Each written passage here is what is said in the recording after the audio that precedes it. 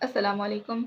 آج جو ہم عمران سیریز کے ایپیسوڈ شروع کرنے جا رہے ہیں وہ ہے کایا پلٹ، جو کہ تحریر ہے مظہر کریم ایم اے کی۔ چلیے شروع کرتے ہیں۔ عمران نے تیزی سے کار چوک سے دائیں طرف جانے والی سڑک پر موڑی تھی اور پھر ایکسیلریٹر پر دباؤ یکلک بڑھا دیا تھا۔ کار تیر کی طرح جھٹکا کھا کر آگے بڑھ گئی تھی۔ اس کی رفتار اب حد سے بھی زیادہ ہو گئی تھی۔ سنسان سڑک پر دوڑتی ہوئی کار کسی ایکشن سے بھرپور فلم کا ایک حصہ معلوم ہو رہی تھی۔ عمران نے کافی دور جا کر بیک مررز پر نظر ڈالی اور ایک کار کی ہیڈ لائٹس اندھیرے کا دامن چاک کرتی نظر آئی تھی۔ عمران کے لبوں پر نامحسوس سی مسکراہٹ تیر گئی تھی۔ اب اسے مکمل یقین ہو گیا کہ اس کا تعاقب کیا جا رہا ہے۔ آج شام کو جب وہ آوارہ گردی کا موڈ بنا کر فلیٹ سے نکلا تھا تو اس کا ذہن ہر قسم کے جھمیلوں سے پاک تھا۔ کیفے درختاس میں چائے پی کر جب وہ کار سڑک پر لے کر آیا تو پہلی بار احساس ہوا کہ اس کا تعاقب کیا جا رہا ہے۔ فلیٹ سے نکلتے ہی ایک سیاہ رنگ کی ڈالٹن اس کی نظروں میں چڑھ گئی تھی، مگر اس نے اسی لیے پرواہ نہیں کی کہ آج کل کوئی کیس اس کے ہاتھ میں نہیں تھا۔ مگر اب جب کیفے سے باہر نکلنے کے بعد وہی سیاہ رنگ کی کار دوبارہ اسے اپنے پیچھے آتی نظر آئی تو اس نے معاملے کا ذرا سنجیدگی سے نوٹس لیا تھا۔ حقیقت معلوم کرنے کے لیے اس نے اپنی کار کا رخ شہر سے باہر جانے والی ایک سنسان سڑک کی جانب کیا تھا اور پھر چوک سے دائیں جانب مڑنے والی سڑک پر مڑنے کے بعد جب اسے اسی کار کی ہیڈ لائٹس نظر آئیں تو اسے اپنے تعاقب کا مکمل یقین ہو گیا تھا۔ یقین ہوتے ہی اس نے کار کی رفتار یکدم کم کر دی اور پھر اسے آہستہ کرتے کرتے سڑک پر روک دیا تھا۔ اب وہ بیک مرر پر نظریں جمائے اپنے پیچھے آنے والی کار کو دیکھ رہا تھا، جو لمحہ بلمحہ نزدیک آتی جا رہی تھی۔ اس کی رفتار بھی خاصی کم ہو گئی تھی، لیکن چونکہ عمران نے کار بالکل روک دی تھی اسی لیے رفتار کم ہونے کے باوجود وہ اس کے قریب پہنچ چکی تھی۔ جب دونوں کاروں کا فاصلہ تقریباً 100 گز کے قریب رہ گیا تو عمران بھی کار روک کر دروازہ کھول کر باہر نکل آیا۔ اب وہ سڑک کے عین درمیان کھڑا تھا۔ اس نے دونوں ہاتھ اوپر اٹھا رکھے تھے، بڑی معصومیت سے آنکھیں چپکا رہا تھا۔ ڈالٹن اس کے بالکل قریب آ کر رک گئی تھی۔ کار کی ہیڈ لائٹ سے نکلنے والی روشنی خاصی تیز تھی، لیکن اب اس کے باوجود عمران کی بلی کی طرح چمکتی آنکھوں نے کار میں بیٹھے ہوئے وہ افراد کا بھرپور جائزہ لے لیا تھا۔ کار رکتے ہی ایک آدمی تیزی سے کار کا دروازہ کھول کر باہر نکل آیا۔ عمران نے کار رکتے ہی ہاتھ نیچے کر لیے تھے۔ کیا بات ہے؟ کیوں ہمارا راستہ روک رکھا ہے؟ کار سے نکلنے والے انتہائی سخت لہجے میں سوال کیا۔ وہ بغور عمران کو دیکھ رہا تھا، جس کے چہرے پر معصومیت کا آبشار بہہ رہا تھا۔ معاف کرنا بھائی، وہ یعنی کہ میری کار کا پیٹرول ختم ہو گیا ہے۔ عمران نے تقریباً گھگھیاتے ہوئے لہجے میں جواب دیا۔ تو ہم کیا کریں؟ کسی پیٹرول پمپ کا رخ کرو، نوجوان نے پہلے سے بھی زیادہ سخت لہجے میں جواب دیا۔ اب دوسرا آدمی کار سے باہر نکل آیا تھا۔ وہ مخنی سے جسم کا مالک تھا، مگر اس کا قد دیکھ کر عمران حیران رہ گیا۔ کم از کم مجھ سے دگنا تو ہوگا۔ وہ اپنے قد کی وجہ سے قطعی کھجور کا درخت معلوم ہو رہا تھا۔ تو تم یعنی کہ کیا تمہارا جسم فولڈنگ ہے؟ عمران نے اس سے جھجکتے ہوئے سوال کیا تھا۔ لہجہ مسکینیت سے بھرپور تھا۔ کیا مطلب؟ کھجور مارک کے نوجوان اس کا مطلب نہ سمجھ سکا تھا۔ میرا مطلب ہے کہ تم کار میں بغیر طے ہوئے تو نہیں بیٹھ سکتے۔ کم از کم 4 نہیں تو 2 تو بنتی ہوں گی۔ Shut up you non sense. کھجور مارک کے نوجوان ہتے سے ہی اکھڑ گیا تھا۔ عمران کی بات پر دوسرا نوجوان کھلکھلا کر ہنس پڑا۔ جولی آدمی تو دلچسپ معلوم ہوتا ہے۔ نوجوان نے ہنستے ہوئے کھجور مارک کا نوجوان سے، جس کا نام شاید جولی تھا، کہا۔ چلو جیگر، خواہ مخواہ اس کی باتوں میں وقت ضائع ہو رہا ہے۔ کھجور مارک کا جولی ابھی تک جھنجھلایا ہوا تھا۔ ارے تم تو ناراض ہو گئے بھائی، تھوڑا سا پیٹرول تو دے دو اور اپنا پتہ بھی بتا دو، میں کل تمہارے پاس آ کر لوٹا دوں گا۔ مگر اس وقت سڑک سنسان ہے، آگے جانے سے ڈر لگتا ہے۔ عمران نے چہرے پر خوف کے بھرپور تاثرات پیدا کرتے کہا۔ ہمارے پاس فالتو پیٹرول نہیں ہے، تم ہمارے ساتھ بیٹھ جاؤ، ہم تمہیں پیٹرول پمپ پر چھوڑ دیں گے، وہاں سے پیٹرول لے کر آ جانا، جیگر نے تجویز پیش کی تھی۔ مگر کیا تم مجھے واپس چھوڑ جاؤ گے؟ عمران نے امید بھری نظروں سے جیگر کی طرف دیکھا۔ ہم تمہارے باپ کے نوکر ہیں، یہ تھوڑا ہے کہ ہم تمہیں پیٹرول پمپ تک چھوڑ دیں گے۔ جولی کا غصہ ابھی تک اترا نہیں تھا۔ تھینک یو، چلو میں واپسی میں پیدل آ جاؤں گا، ذرا صحت ہی بن جائے گی۔ ڈیڈی روز کہتے ہیں کہ پیدل چلا کرو۔ تم موٹے ہوتے جا رہے ہو۔ کیا میں موٹا ہوتا جا رہا ہوں؟ عمران نے بات کرتے کرتے سوال کر ڈالا۔ نہیں، تمہارا جسم تو قابل تعریف حد تک سمارٹ ہے، جیگر نے جواب دیا۔ ویری گڈ، کاش اس وقت میرے پاس ٹیپ ریکارڈر ہوتا تو میں یہ تمہاری ساری باتیں ڈیڈی کو سنا کر اپنی جان چھڑا لیتا۔ عمران کی زبان چل پڑی تھی۔ اچھا چلو کار میں بیٹھو، خواہ وقت ضائع نہ کرو۔ جیگر بھی اب شاید اکتا گیا تھا۔ ارے تم تو یوں مجھے ڈانٹ رہے ہو جیسے مجھے اغوا کر کے لے جا رہے۔ میں ذرا کار تو لاک کر آؤں، عمران نے جواب دیا تھا اور پھر تیزی سے اپنی کار کی جانب مڑ گیا۔ اس کے مڑتے ہی جیگر اور جولی کی نظریں ملی تھیں اور پھر دونوں کے چہروں پر فتح مندانہ مسکراہٹ دوڑ گئی تھی۔ شکار خود ہی دام میں پھنس رہا ہے۔ عمران سیدھا کار کے قریب گیا تھا اور اس نے کار کے اندر جا کر پہلے تو کار کے باقی دروازے لاک کیے اور پھر ڈیش بورڈ پر لگے ہوئے ایک بٹن کو دبا دیا تھا۔ باہر نکل آیا۔ ڈرائیونگ سیٹ والا دروازہ لاک کر کے وہ واپس ڈالٹن کی طرف آیا تھا۔ وہ دونوں کار میں بیٹھ چکے تھے۔ جولی ڈرائیونگ سیٹ پر بیٹھ چکا تھا اور جیگر بھی پچھلی سیٹ پر۔ جیگر نے پچھلی سیٹ کا دروازہ کھولا۔ عمران خاموشی سے پچھلی سیٹ پر بیٹھ گیا تھا۔ جولی سیٹ پر دوہرا ہوا بیٹھا تھا۔ عمران کے بیٹھتے ہی کار تیزی سے آگے بڑھنے لگی۔ اور سناؤ کیا حال ہے مسٹر جیگر؟ بال بچے راضی ہیں؟ عمران نے بڑی بے تکلفی سے حال پوچھنا شروع کر دیا۔ خاموش بیٹھو، جیگر نے جواب میں اسے ڈانٹ دیا تھا اور عمران جواب میں بڑی بے تکلفی سے کھڑکی سے باہر جھانکنے لگا۔ کار کافی تیزی سے سنسان سڑک پر دوڑ رہی تھی۔ کار اگلے چوک سے بائیں جانب مڑ گئی تھی۔ یہ تم کدھر جا رہے ہو؟ یہ سڑک تو اولڈ فورٹ کی طرف جاتی ہے، ادھر تو کوئی پیٹرول پمپ نہیں۔ عمران یوں چونک کر بولا جیسے اب تک گہری نیند سو رہا ہو۔ خاموش بیٹھو، خبردار اگر حرکت کی۔ جیگر نے انتہائی سخت لہجے میں جواب دی اور ساتھ ہی اس نے کوٹ کی جیب سے پھرتی سے ریوالور نکال کر عمران کی پسلیوں پر لگا دیا تھا۔ کیا مطلب بھائی؟ میرے پاس تو رقم نہیں ہے، میں انتہائی غریب اور مفلوک الحال بندہ ہوں، میں درہمدار ہوں، مجھے کیوں لوٹتے ہو؟ عمران نے گگیاتے ہوئے جواب دیا۔ تم خاموش نہیں بیٹھو گے؟ اب اگر تم نے حلق سے کوئی آواز نکالی تو گولی مار دوں گا۔ جیگر نے انتہائی جھنجھلاہٹ میں آتے اسے حکم دیا تھا۔ عمران کے حلق کے بجائے ناک سے آوازیں نکالنے کا احتجاج شروع کر دیا تھا۔ اوہ کس مصیبت سے پالا پڑ گیا۔ جیگر کی جھنجھلاہٹ عروج پر پہنچ گئی تھی۔ گولی مار کر باہر پھینک دو، اسٹیئرنگ پر بیٹھے ہوئے جولی نے سپاٹ لہجے میں جواب دیا۔ اب اگر یہ بولا تو یہی کروں گا۔ جیگر شاید اسے فی الحال زندہ رکھنے پر مجبور تھا۔ عمران اب قطعی خاموش بیٹھا تھا۔ اس کا مقصد حل ہو چکا تھا۔ وہ جن لوگوں کی اصلیت جاننا چاہتا تھا، اسی لیے تو وہ خود ان کی کار میں آ کر بیٹھ گیا تھا۔ کار تیزی سے اولڈ فورٹ کی جانب جانے والی سڑک پر دوڑ رہی تھی۔ یہ سڑک ہر وقت سنسان رہتی تھی۔ اولڈ فورٹ پرانے وقتوں کا غیر آباد، شکستہ اور ویران علاقہ تھا اور پھر اس کے ساتھ کچھ اس قسم کی معقول الفطرت روایات وابستہ تھیں کہ کوئی شخص بھی ادھر جانے کا تصور نہیں کر سکتا تھا۔ کافی دیر تک تو گاڑی سڑک پر دوڑتی رہی، پھر اولڈ فورٹ کے شکستہ مگر عظیم الشان دروازے کے قریب جا کر رک گئی۔ باہر نکلو، جیگر نے عمران کو حکم دیا اور عمران خاموشی سے کار کا دروازہ کھول کر باہر نکل آیا۔ ابھی تک وہ مجرموں کا مقصد سمجھ نہیں سکا تھا، اسی لیے خاموش تھا۔ جولی اور جیگر بھی کار سے باہر نکل آئے تھے۔ جیگر نے ابھی تک ریوالور عمران پر تان رکھا تھا۔ اس کی تلاشی لو جولی، جیگر نے جولی کو تحکمانہ لہجے میں کہا اور جولی عمران کے پیچھے اگر اس کی تلاشی لینے لگا۔ عمران خاموش کھڑا تھا۔ ریوالور وہ ہر وقت اپنے پاس رکھنے کا عادی نہیں تھا، اس لیے بے فکر تھا۔ کوئی اسلحہ نہیں ہے، جولی نے مکمل تلاشی کے بعد قدرے مایوسی کے عالم میں جواب دیا۔ ٹھیک ہے چلو، جیگر نے کہا۔ وہ سب اولڈ فورٹ کے دروازے کی جانب چل پڑے تھے۔ ان کی پوزیشنیں یوں تھیں کہ جولی آگے تھے، اس سے تھوڑے فاصلے پر جیگر تھا اور عمران تھا اور عمران کے پیچھے جیگر ریوالور تانے ہوئے چل رہا تھا۔ وہ قلعے کے شکستہ دروازے میں داخل ہوئے۔ دروازے کے بعد ایک بہت بڑا میدان تھا جس میں جھاڑیوں اور قد آدم گھاس اگی ہوئی تھی۔ قلعے کی دیواروں کے ساتھ ساتھ شکستہ کوٹریاں تھیں، اصل میں میدان کراس کرنے کے بعد باقی آتی تھیں۔ عمران کو لیے ہوئے وہ ایک شکستہ کوٹری کے اندر داخل ہوئے تھے۔ جولی نے آہستہ سے دیوار کے کونے میں ایک اکھڑی ہوئی اینٹ کو ہلکا سا دبایا تھا اور کوٹری کی بائیں دیوار میں خلا سا بن گیا تھا۔ وہ عمران کو لیے اس سرنگ میں داخل ہو گئے۔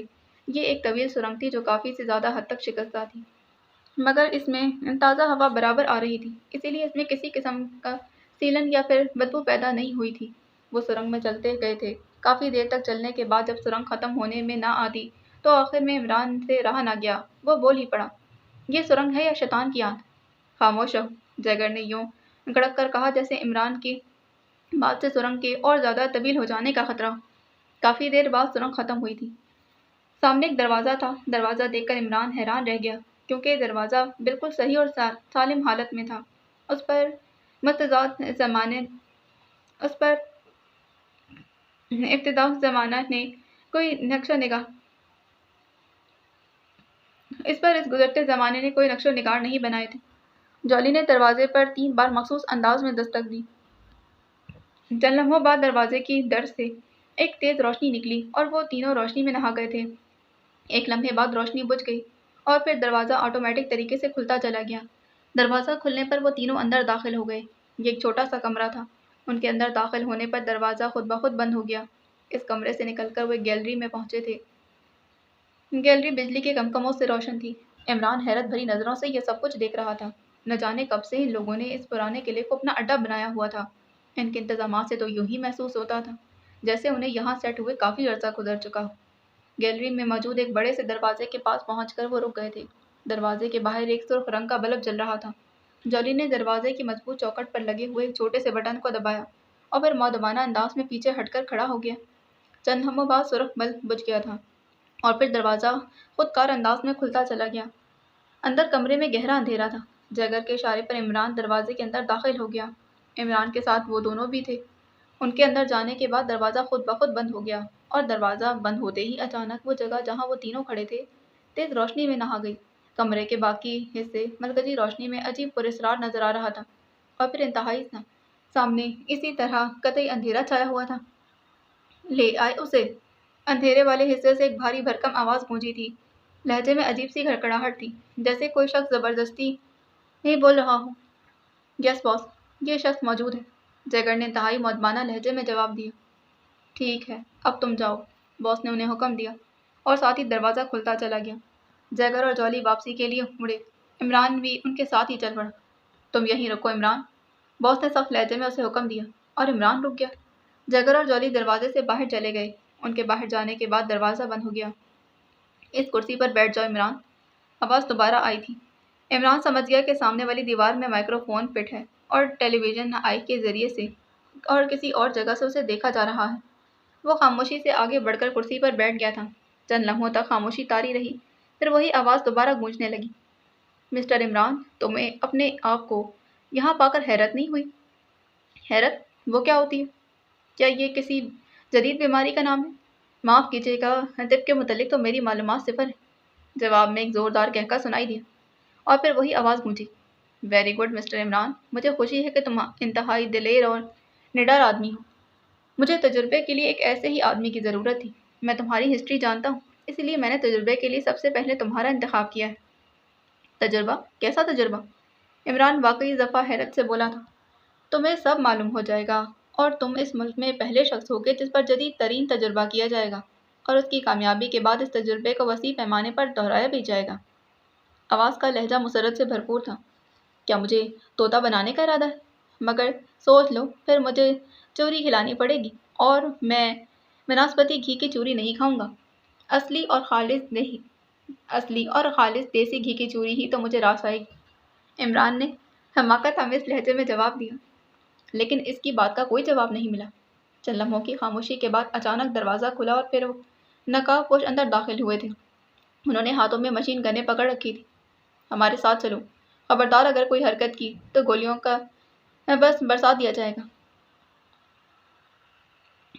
ایک نقاب پوش نے سخت لہجے میں عمران سے کہا۔ اگر حرکت نہیں کروں گا تو چلوں گا کیسے؟ بغیر حرکت کے چلنا تو مجھے کسی نے نہیں سکھایا، عمران نے اسی لہجے میں جواب دیا۔ Shut up! نقاب پوش سے جب کوئی جواب نہ بن پڑا تو اس نے اسے ڈانٹنے میں ہی عافیت سمجھی۔ لیجیے، پہلے حرکت سے منع کیا، اب بولنے سے منع کر رہے ہیں۔ عجیب دھاندلی ہے۔ ایسی دھاندلی تو پھر ہم نے قصے کہانیوں میں بھی نہیں پڑھی۔ وہاں بھی کالا دیو کم از کم شہزادے کو بولنے کا حق تو دیتا ہے۔ عمران کی زبان چل پڑی تھی۔ دوسرے ہی لمحے نقاب پوش نے اسے گریبان سے پکڑ کر جھٹکا دیا اور عمران کو شاید اس حرکت کی امید نہیں تھی۔ اسے فوراً غصہ آ گیا۔ وہ سیدھا کھڑا ہوا اور دوسرے لمحے گریبان پکڑنے والے نقاب پوش پر چیختا ہوا فرش پر ڈھیر ہو گیا۔ اس کے پیٹ میں عمران نے پوری قوت سے مکہ دے مارا تھا۔ دوسرا نقاب پوش مشین گن سیدھی کرنے ہی لگا کہ عمران نے کلا بازی کھائی اور اس کی دونوں ٹانگوں نے نقاب پوش کی گردن کو کینچی کی طرح جکڑ لیا اور پھر وہ بھی عمران کے ساتھ ہی الٹا ہوتا چلا گیا۔ اس کے ہاتھوں سے مشین گن چھوٹ کر دور جا گری۔ عمران برق کی طرح تڑپ کر سیدھا ہوا اور دوسرے لمحے مشین گن اس کے ہاتھ میں تھی۔ پہلا نقاب پوش پیٹ پکڑے اٹھنے کی کوشش کر رہا تھا۔ اس کے چہرے پر شدید ترین تکلیف کے آثار نمایاں تھے۔ وہ ابھی رکوع کی حالت میں پہنچا تھا کہ دوبارہ فرش پر گر پڑا۔ دوسرے لمحے اس کے حلق سے گڑگڑاہٹ کی آوازیں نکلی۔ منہ سے خون تیزی سے بہنے لگا اور ساتھ ہی اس کی آنکھیں بھی پتھرا گئیں۔ وہ دم توڑ چکا تھا۔ شاید اس کے پیٹ کی کوئی رگ پھٹ گئی تھی۔ عمران اس نقاب پوش کی طرف متوجہ ہوا جسے اس نے کینچی سے مار کر گرایا تھا۔ وہ اس دوران اٹھ کھڑا ہونے میں کامیاب ہو چکا تھا۔ عمران نے مشین گن کا رخ اس کی طرف کیا اور اس نے اضطراری طور پر گھبرا کر ہاتھ کھڑے کر لیے تھے۔ وہ شاید اپنے ساتھی سے سبق حاصل کر چکا تھا۔ باہر چلو، عمران نے کڑک دار آواز میں اسے حکم دی۔ ہال کا دروازہ ابھی تک کھلا ہوا تھا مگر اس سے پہلے کہ وہ چلتا، ہال کا دروازہ ایک جھٹکے سے بند ہو گیا۔ ساتھ ہی ایک بھیانک قہقہے سے ہال گونج اٹھا تھا۔ عمران خاموش کھڑا نقاب پوش کی طرف دیکھ رہا تھا۔ اس نے دروازہ بند ہونے یا پھر قہقہے پر کوئی توجہ نہیں دی۔ نقاب پوش بھی گمسم کھڑا تھا۔ ویسے عمران نے محسوس کیا کہ قہقہے کے ساتھ ہی تیزی سے اس کا جسم لرزنا شروع ہو گیا ہے اور پھر عمران بھی چونک پڑا کیونکہ ہال کی دیواروں سے سنتھیٹک گیس نکلنی شروع ہو گئی تھی۔ عمران نے تیزی سے مشین گن ایک کونے میں پھینکی اور چٹکی سے ناک بند کر لی تھی مگر بدبو اتنی تیز تھی کہ اس کا دماغ گھومنے لگا۔ اس نے اپنے آپ کو سنبھالنے کی بے حد کوشش کی مگر اس کا دماغ تاریکی میں لمحہ بلمحہ جگڑتا چلا گیا اور وہ لڑکھڑا کر فرش پر گر پڑا۔ نقاب پوش اس سے پہلے ہی ڈھیر ہو چکا تھا۔ پورا کمرہ گیس کی تیز بو سے بھر چکا تھا۔ بلیک زیرو اپنے بستر پر لیٹا ہوا ٹیبل لیمپ کی روشنی میں ایک اہم خطاب کے مطالعے میں مصروف تھا۔ اچانک کمرے میں تیز سیٹی کی آواز گونجنے لگی۔ بلیک زیرو ہڑبڑا کر اٹھ بیٹھا۔ دوسرے لمحے اس نے کتاب ایک طرف پھینکی اور جھپٹ کر سلیپنگ گاؤن پہن کر وہ کمرے سے باہر نکلا تھا۔ اس کا رخ مخصوص دروازے کی جانب تھا۔ جلد ہی وہ اپنے مخصوص کمرے میں پہنچ گیا تھا۔ کمرے میں سیٹی کی آواز بدستور گونج رہی تھی۔ بلیک زیرو تیزی سے ایک مشین کے سامنے کرسی کھینچ کر بیٹھ گیا تھا۔ اس نے مشین کا بٹن آن کر دیا تھا اور مشین کے ڈائل پر بنی ہوئی لکیروں اور ہندسوں پر ایک سرخ رنگ کا بٹن چلنے بجنے لگا تھا۔ مشین کا بٹن آن ہوتے ہی سیٹی کی آواز بند ہو چکی تھی۔ بلیک زیرو نے بغور اس ہندسے کو دیکھا اور پھر بڑبڑایا، اولڈ فورٹ روڈ، یہ کیا چکر ہے؟ چند لمحوں تک وہ خالی خالی نظروں سے نقطے کو دیکھ رہا تھا اور پھر اس نے مشین کا بٹن دبایا، کرسی سے اٹھ کھڑا ہوا۔ مخصوص کمرے سے نکل کر وہ اس سے ملحقہ ڈریسنگ روم میں چلا گیا۔ چند لمحوں بعد جب وہ باہر نکلا تو سیاہ سوٹ میں ملبوس تھا۔ اس نے ایک الماری سے ریوالور اور چند فالتو راؤنڈ نکال کر جیب میں ڈالے اور پھر ایک نظر مخصوص کمرے پر ڈالتا دروازے سے باہر نکل گیا تھا۔ چند لمحوں بعد اس کے بے آواز موٹر سائیکل تیزی سے سڑک پر دوڑ رہی تھی۔ موٹر سائیکل طوفان کی سی تیز رفتاری سے اڑتی چلی جا رہی تھی۔ جلد ہی Black Zero Old Fort Road کی پہلی کراسنگ پر پہنچ چکا تھا۔ اس روڈ پر تھوڑی دور جانے کے بعد اسے دور سے ہی عمران کی کار سڑک کے ایک سائڈ پر کھڑی نظر آ گئی تھی۔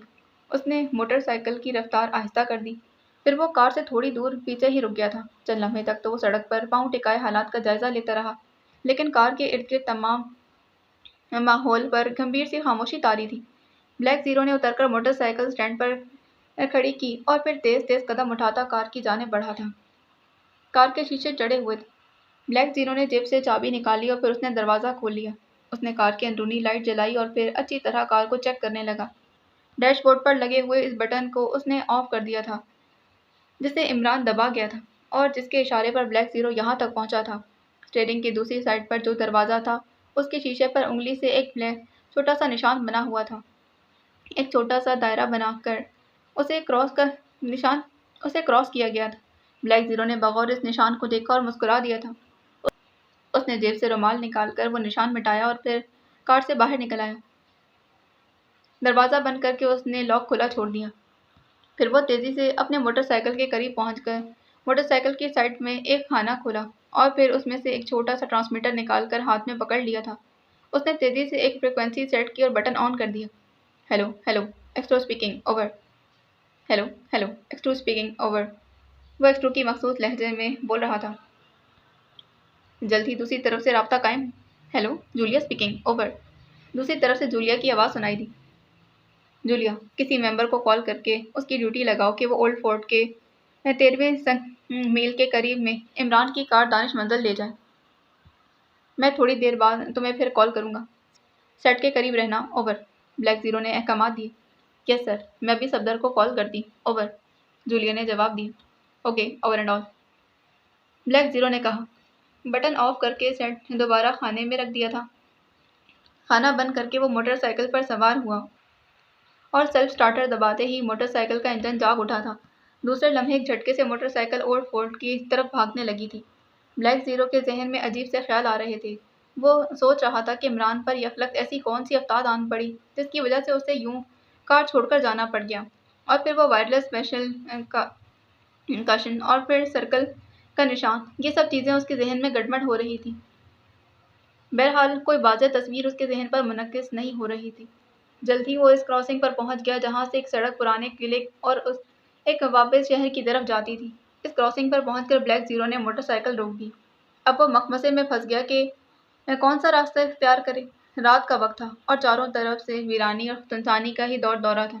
شہر کی طرف جانے والی سڑک کے دو دور ستاروں کی طرح چمکتی ہوئی روشنیاں کسی نئی دنیا کا دلکش نظارہ پیش کر رہی تھیں، مگر بلیک زیرو اس دلکش نظارے سے بے نیاز بڑے غور سے سڑک پر نظریں جمائے کھڑا تھا۔ پرانے قلعے کی طرف اس کا ذہن بارہا جا رہا تھا، مگر وہ پھر اپنے اس خیال کو خود ہی مسترد کر دیتا کیونکہ پرانے قلعے کی طرف عمران کے جانے یا اسے لے جانے کی کوئی تک نظر نہیں آتی تھی۔ چند لمحوں تک تو وہ کوئی فیصلہ نہ کر سکا تو اس نے اتر کر موٹر سائیکل سٹینڈ پر لگا دی اور پھر نیچے بیٹھ کر بغور سڑک کو دیکھنے لگا۔ جلدی میں وہ ٹارچ ساتھ نہ لا سکا تھا، اس لیے اب اپنی قوت بصارت کو آزمانا پڑ رہا تھا۔ اتنی گہری تاریکی میں ٹائروں کے نشان دیکھ لینا تو ایسا ہی تھا کہ بوسے کے ڈھیر سے سوئی ڈھونڈ لینا۔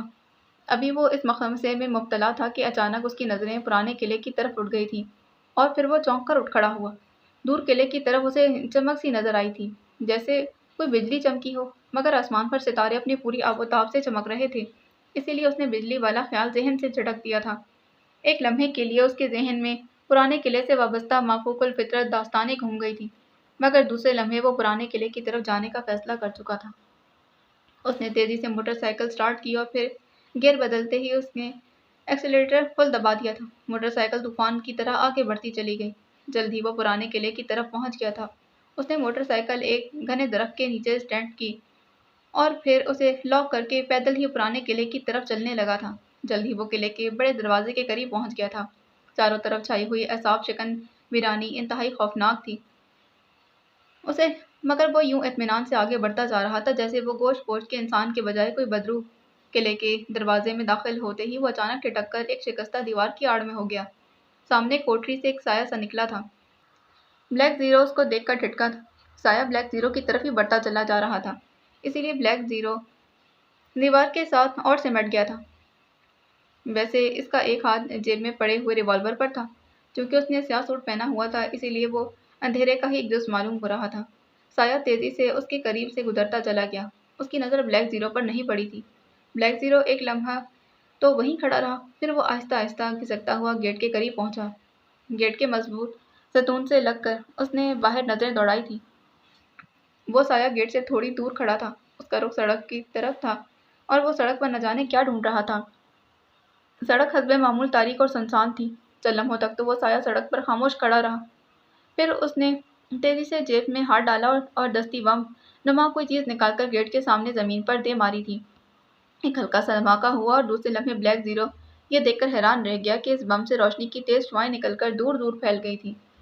ایسا محسوس ہو رہا تھا کہ جیسے کسی نے سرچ لائٹ آن کر دی ہو اور پھر سرچ لائٹ بم کی روشنی میں کافی دور تک سڑک روشن ہو گئی تھی۔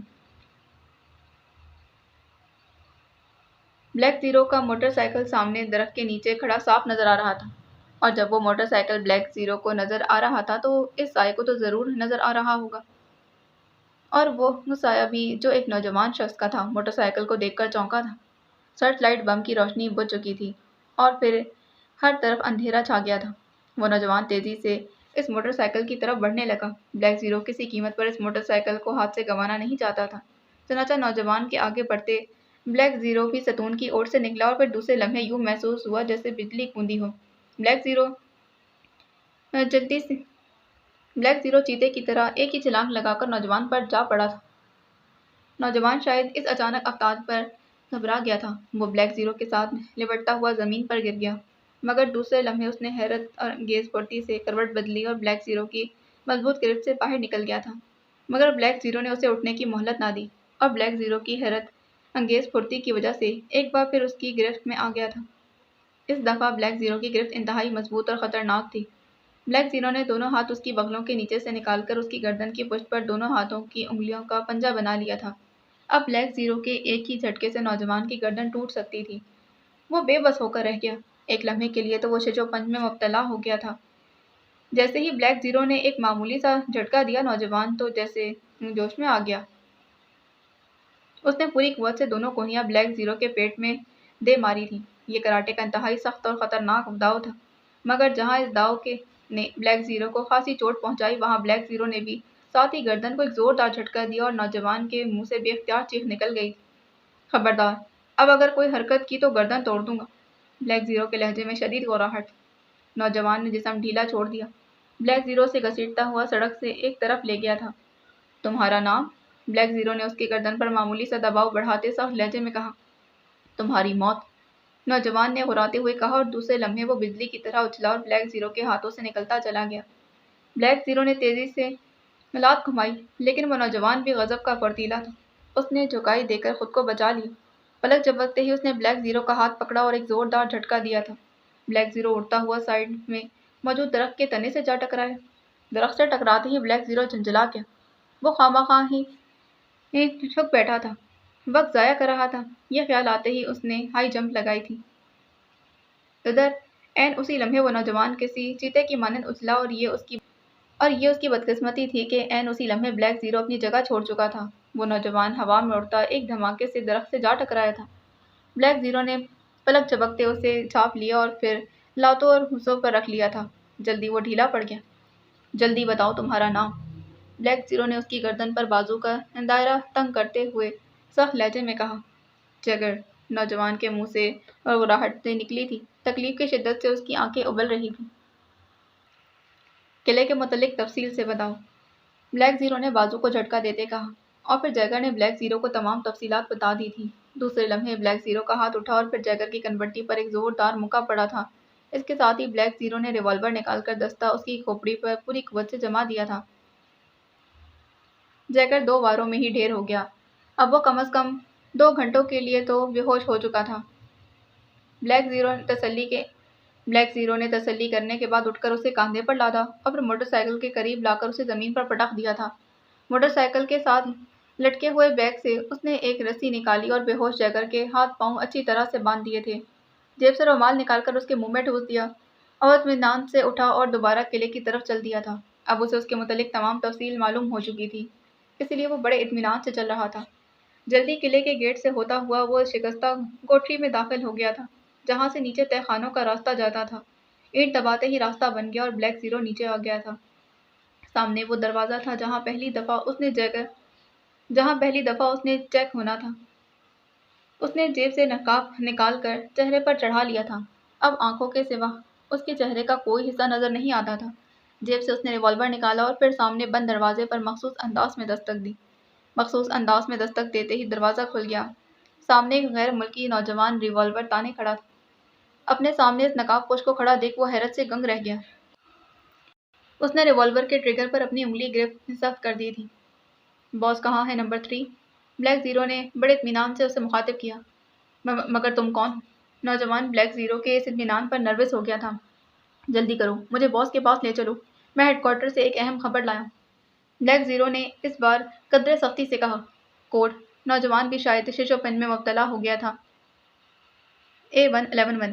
بلیک زیرو نے اطمینان سے جیگر کا بتلایا ہوا کوڈ دہرا دیا تھا۔ ویسے وہ دل ہی دل میں دعا کر رہا تھا کہ جیگر نے اسے صحیح معلومات دی۔ کوڈ سنتے ہی نوجوان کا سر جھک گیا تھا۔ میرے ساتھ آؤ، اس نے واپس مڑتے ہوئے کہا، اور بلیک زیرو اطمینان سے طویل سانس لیتے اس کے پیچھے چل پڑا تھا۔ مختلف راہداریوں سے گزرنے کے بعد رہنمائی کرنے والا نوجوان ایک دروازے کے سامنے رک گیا تھا۔ اس نے دستک دینے کے لیے ہاتھ اٹھایا ہی تھا کہ اچانک اس کے پیچھے کھڑے ہوئے بلیک زیرو نے بڑی پھرتی سے ایک ہاتھ اس کے منہ پر رکھا اور دوسرے ہاتھ سے اس کی کھوپڑی ریوالور کے دستے سے بجا دی تھی۔ دوسری ضرب پر ہی نوجوان ڈھیلا پڑ گیا تھا۔ وہ بلیک زیرو کے ہاتھوں پر جھول گیا تھا۔ بلیک زیرو نے حفظ متقدم کے طور پر 2 مرتبہ مزید ریوالور کا دستہ اس کی کھوپڑی پر آزمایا تھا اور پھر اسے ہاتھوں پر اٹھا لیا تھا اور ایک تاریک کونے میں ڈال دیا تھا۔ راہداری قطعی سنسان تھی، اسی لیے اسے زیادہ فکر کی ضرورت نہیں تھی۔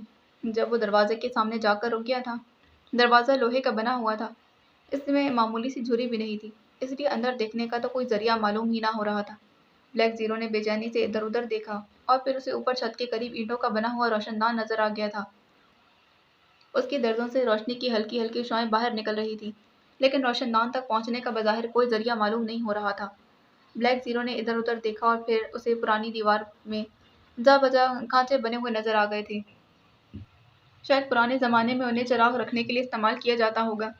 چنانچہ اس نے ریوالور جیب میں ڈالا اور دوسرے لمحے وہ چھپکلی کی طرح کھانچوں پر پیر رکھتا ہوا ہاتھ سے پکڑتا اوپر چڑھتا چلا جا رہا تھا۔ اسے توازن برقرار رکھنے کے لیے خاصی محنت کرنا پڑ رہی تھی۔ ایسا محسوس ہوتا تھا جیسے وہ کسی بھی لمحے کمر کے بل فرش پر گر پڑے گا، مگر وہ دیوار سے چمٹا ہی رہا۔ چند لمحوں کی جان توڑ اعصابی کوششوں کے بعد اس کا چہرہ روشن دان کے قریب پہنچ گیا تھا۔ اس نے اپنی ایک آنکھ جھری سے لگا دی تھی۔ اس نے اندر کا منظر صاف دیکھا تھا، کیونکہ روشن دان میں لگی اینٹوں کی بناوٹ ہی ایسی تھی کہ جھری سے اندر کا پورا منظر واضح نظر آ رہا تھا۔ اندر نظر پڑتے ہی بلیک زیرو چونک پڑا۔ ایک بہت بڑا ہال تھا جس کے درمیان 4 نقاب پوش کھڑے تھے۔ ان کے نقاب ڈاکٹروں کے سے تھے، جیسے ڈاکٹر آپریشن کرنے کے لیے منہ پر چڑھاتے ہیں۔ ایک ڈاکٹر کے ہاتھ میں سرنج تھی اور وہ عمران کو انجیکشن لگانے کی تیاری کر رہا تھا۔ عمران بے ہوش تھا۔ میز کے قریب ہی اس ٹرالی پر مختلف آلات کے ساتھ ساتھ دواؤں کی بوتلیں بھی موجود تھیں۔ یہ کیا کر رہے ہیں؟ بلیک زیرو نے دل ہی دل میں سوچا۔ اس کے جسم میں تشویش کی لہر دوڑی تھی۔ مجھے فوراً عمران کو بچانا چاہیے، نہ جانے یہ کیا کریں۔ اور بلیک زیرو نے دل ہی دل میں فیصلہ کیا، مگر وہ یہ نہ دیکھ سکا کہ وہ سرنج خالی تھی۔ صاف ظاہر تھا کہ وہ انجیکشن لگا چکے۔ یہ کافی بڑا ہال تھا جس میں تیز روشنی ہو رہی تھی۔ درمیان میں ایک آپریشن ٹیبل تھی جس کے اوپر خاصا بڑا فانوس لٹک رہا تھا۔ ہال میں چاروں طرف لمبی لمبی میزوں پر پیچیدہ سائنسی آلات اور مشینیں پڑی ہوئی تھیں۔ پہلی ہی نظر میں یہ ہال کسی سائنسدان کی لیبارٹری معلوم ہوتا تھا۔ ہال میں اس وقت 3 آدمی چہروں پر ڈاکٹروں والے نقاب چڑھائے کھڑے تھے اور تینوں ہال کی مغربی دیوار میں بنے ہوئے ایک چھوٹے سے دروازے کی طرف دیکھ رہے تھے۔ چند لمحوں بعد ہال کا دروازہ کھلا اور پھر ایک خاصے بھاری بھرکم اور تنو توش کا آدمی ہال میں داخل ہوا تھا۔ اس نے پورے چہرے پر سفید نقاب چڑھا رکھا تھا اور آنکھوں پر سیاہ اینک جما رکھی تھی۔ اس کے اندر آتے ہی پہلے سے موجود 3 نقاب پوشوں کے اندر زندگی کی لہر سی دوڑ گئی تھی۔ وہ بیک وقت مؤدب اور مضطرب نظر آنے لگے تھے۔ نوارد نقاب پوش تیز تیز قدم اٹھاتا ان تینوں کے قریب پہنچا تھا۔ اوکے، اس نے بھاری مگر سپاٹ آواز میں کہا۔ یس باس، ان تینوں نے بیک وقت مؤدب لہجے میں جواب دیا تھا، اور باس نے آگے بڑھ کر ایک ستون پر فٹ سوئچ بورڈ پر ایک سرخ بٹن دبا دیا تھا۔ بٹن دبتے ہی ہال کی شمالی دیوار درمیان سے شق ہوئی اور پھر ایک اسٹریچر اٹھائے 2 آدمی اندر داخل ہوئے۔ انہوں نے اسٹریچر آپریشن ٹیبل کے قریب لا کر رکھ دیا تھا۔ جاؤ، باس نے اسٹریچر لانے والوں کو حکم دیا۔ وہ تینوں خاموشی سے واپسی اسی راستے سے ہال سے باہر چلے گئے تھے۔ ان کے جاتے ہی باس نے بٹن دبایا اور پھر دیوار برابر ہو گئی تھی۔ اسٹریچر پر عمران بے ہوش پڑا تھا۔ اسے اٹھا کر ٹیبل پر رکھو اور دستموں سے اچھی طرح باندھ دو، باس نے ان تینوں کو حکم دیا۔ وہ تینوں بڑی پھرتی سے اسٹریچر کی طرف بڑھے تھے۔ دوسرے ہی لمحے عمران آپریشن ٹیبل پر پڑا ہوا تھا۔ اس کے ہاتھ اور پاؤں میز کے ساتھ منسلک دستموں سے اچھی طرح کس دیے گئے تھے۔ ایک نقاب پوش ایک سائڈ سے ٹرالی گھسیٹ کر قریب لے آیا تھا۔ اس پر مختلف دوائیں اور آلات پڑے ہوئے تھے۔ باس نے ٹرالی سے ایک چھوٹا سا آلہ نکال کر اسے عمران کے دل پر لگا دیا اور دوسرا سرا اس نے ٹرالی میں پڑی ہوئی ایک کیمرہ نما مشین کے ساتھ فٹ کر دیا تھا۔ اس کیمرہ نما مشین کا بٹن دبتے ہی اس کا ڈائل روشن ہو گیا اور پھر ڈائل پر سرخ ہوتی تیزی سے مختلف ہندسوں کی طرف دوڑنے لگی تھی۔ جلد ہی وہ 800 نمبر پر جا کر رک گئی تھی۔ ویری گڈ، باس نے ہلکی سی آواز میں کہا اور پھر بٹن آف کر دیا۔ آلہ بھی ہٹا کر واپس ٹرالی میں رکھ دیا تھا۔ یہ نوجوان انتہائی طاقتور دل کا مالک ہے۔ میں نے اتنے طاقتور دل اپنی زندگی میں 1-2 ہی دیکھے ہیں۔ اچھا، میں انجیکشن تیار کر لوں، باس نے کہا تھا۔ پھر اس نے ٹرالی میں ایک بڑے سے برتن میں پڑی ہوئی چھوٹی سی سرنج نکالی اور پھر اس میں سوئی لگا کر اس نے ٹرالی میں پڑی ایک سبز رنگ کی چھوٹی سی شیشی کے ربڑ کے ڈھکن میں سرنج کی سوئی گھونپ دی تھی۔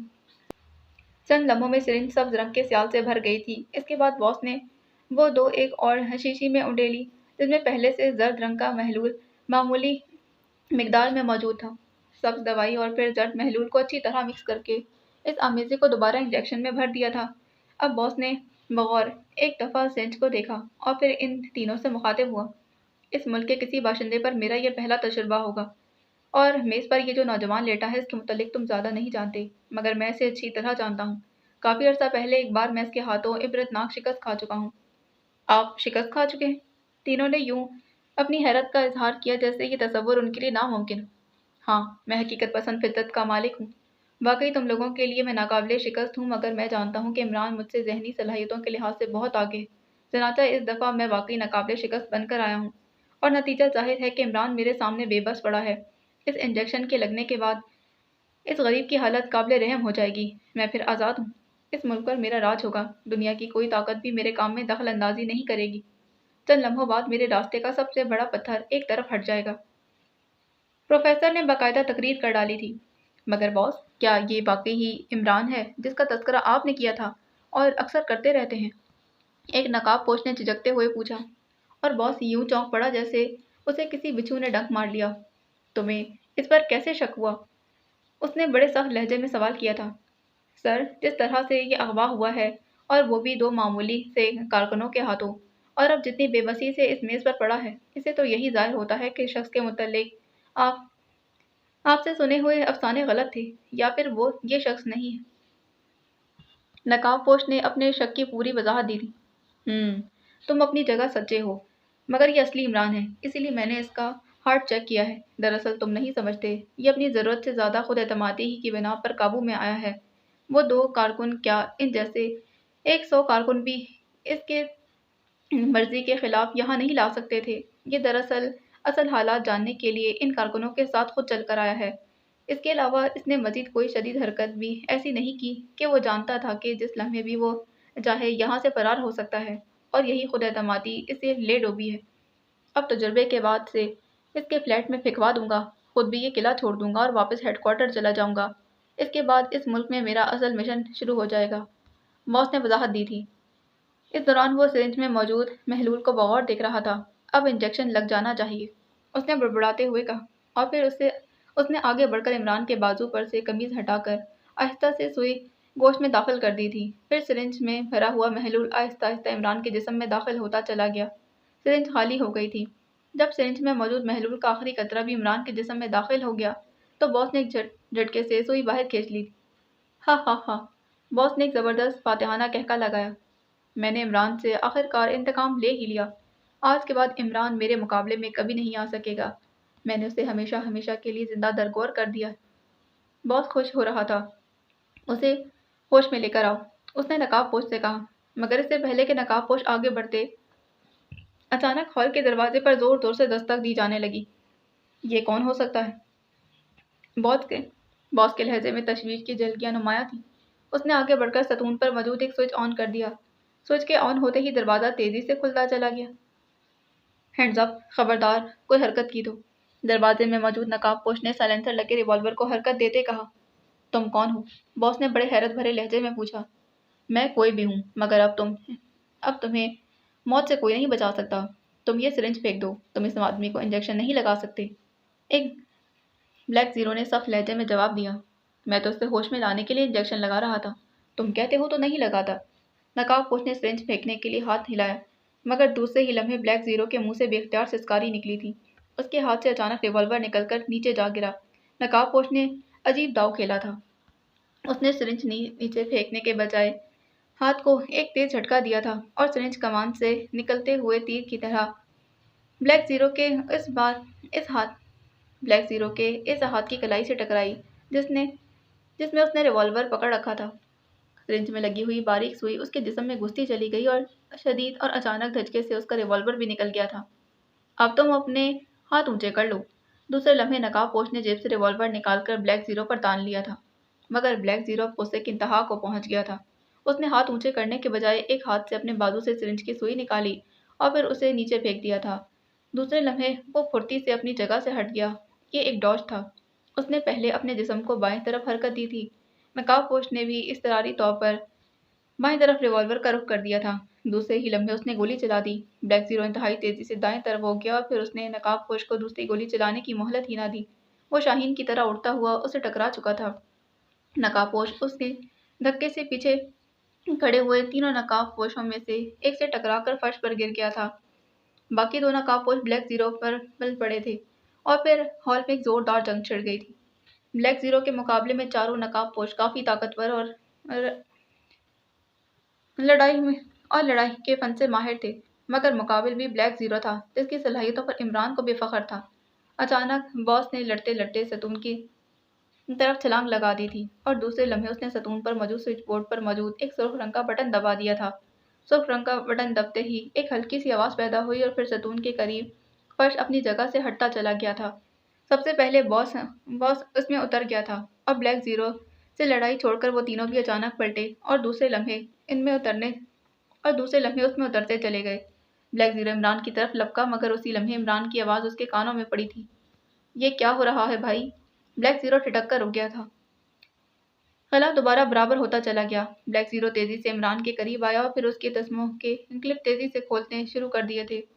عمران بڑی حیرت سے بلیک زیرو کو دیکھ رہا تھا، جیسے پہچان رہا ہو کہ اس نقاب کے پیچھے کون ہے۔ عمران صاحب جلدی نکلے یہاں سے، بلیک زیرو نے عمران کو آزاد کرتے سرگوشی میں کہا۔ ارے تم مجھے نکالنا چاہتے ہو؟ کیا اغوا بالجبر کا ارادہ ہے؟ میرے نکل جانے کے بعد میرے ماں باپ دنیا کو کیا منہ دکھائیں گے؟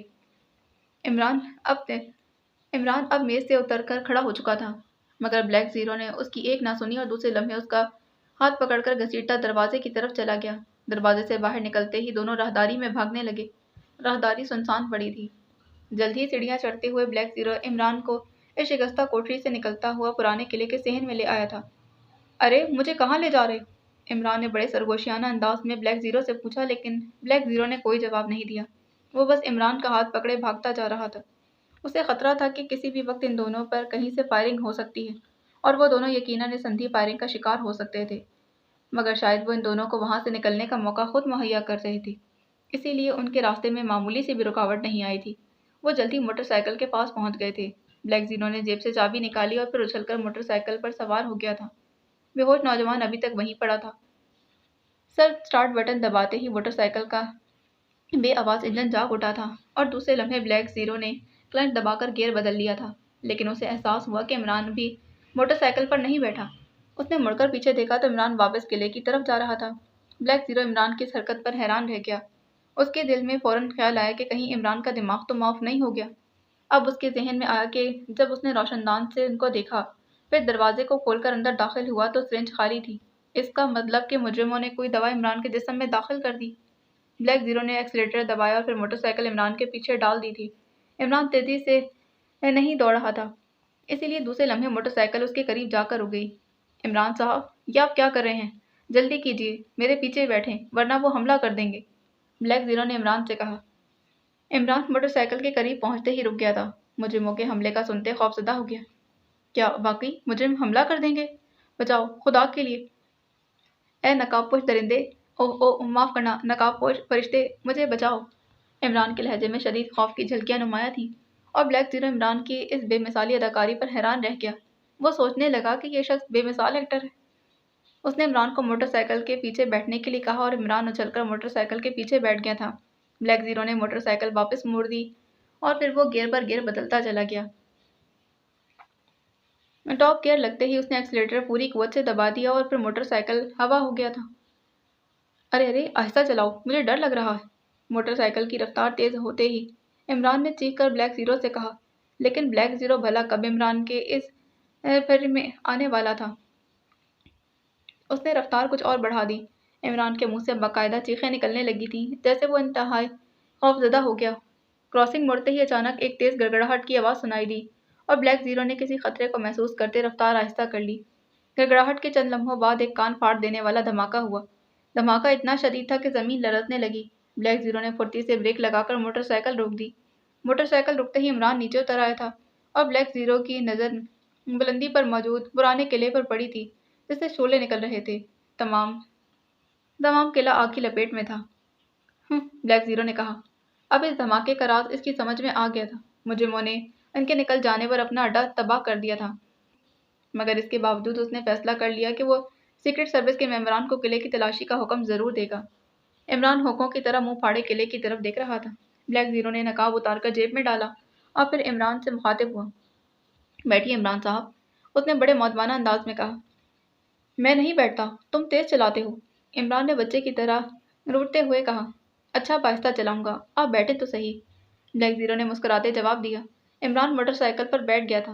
دوسرے لمحے موٹر سائیکل پھر تیز رفتاری سے شہر کی طرف جانے لگی تھی۔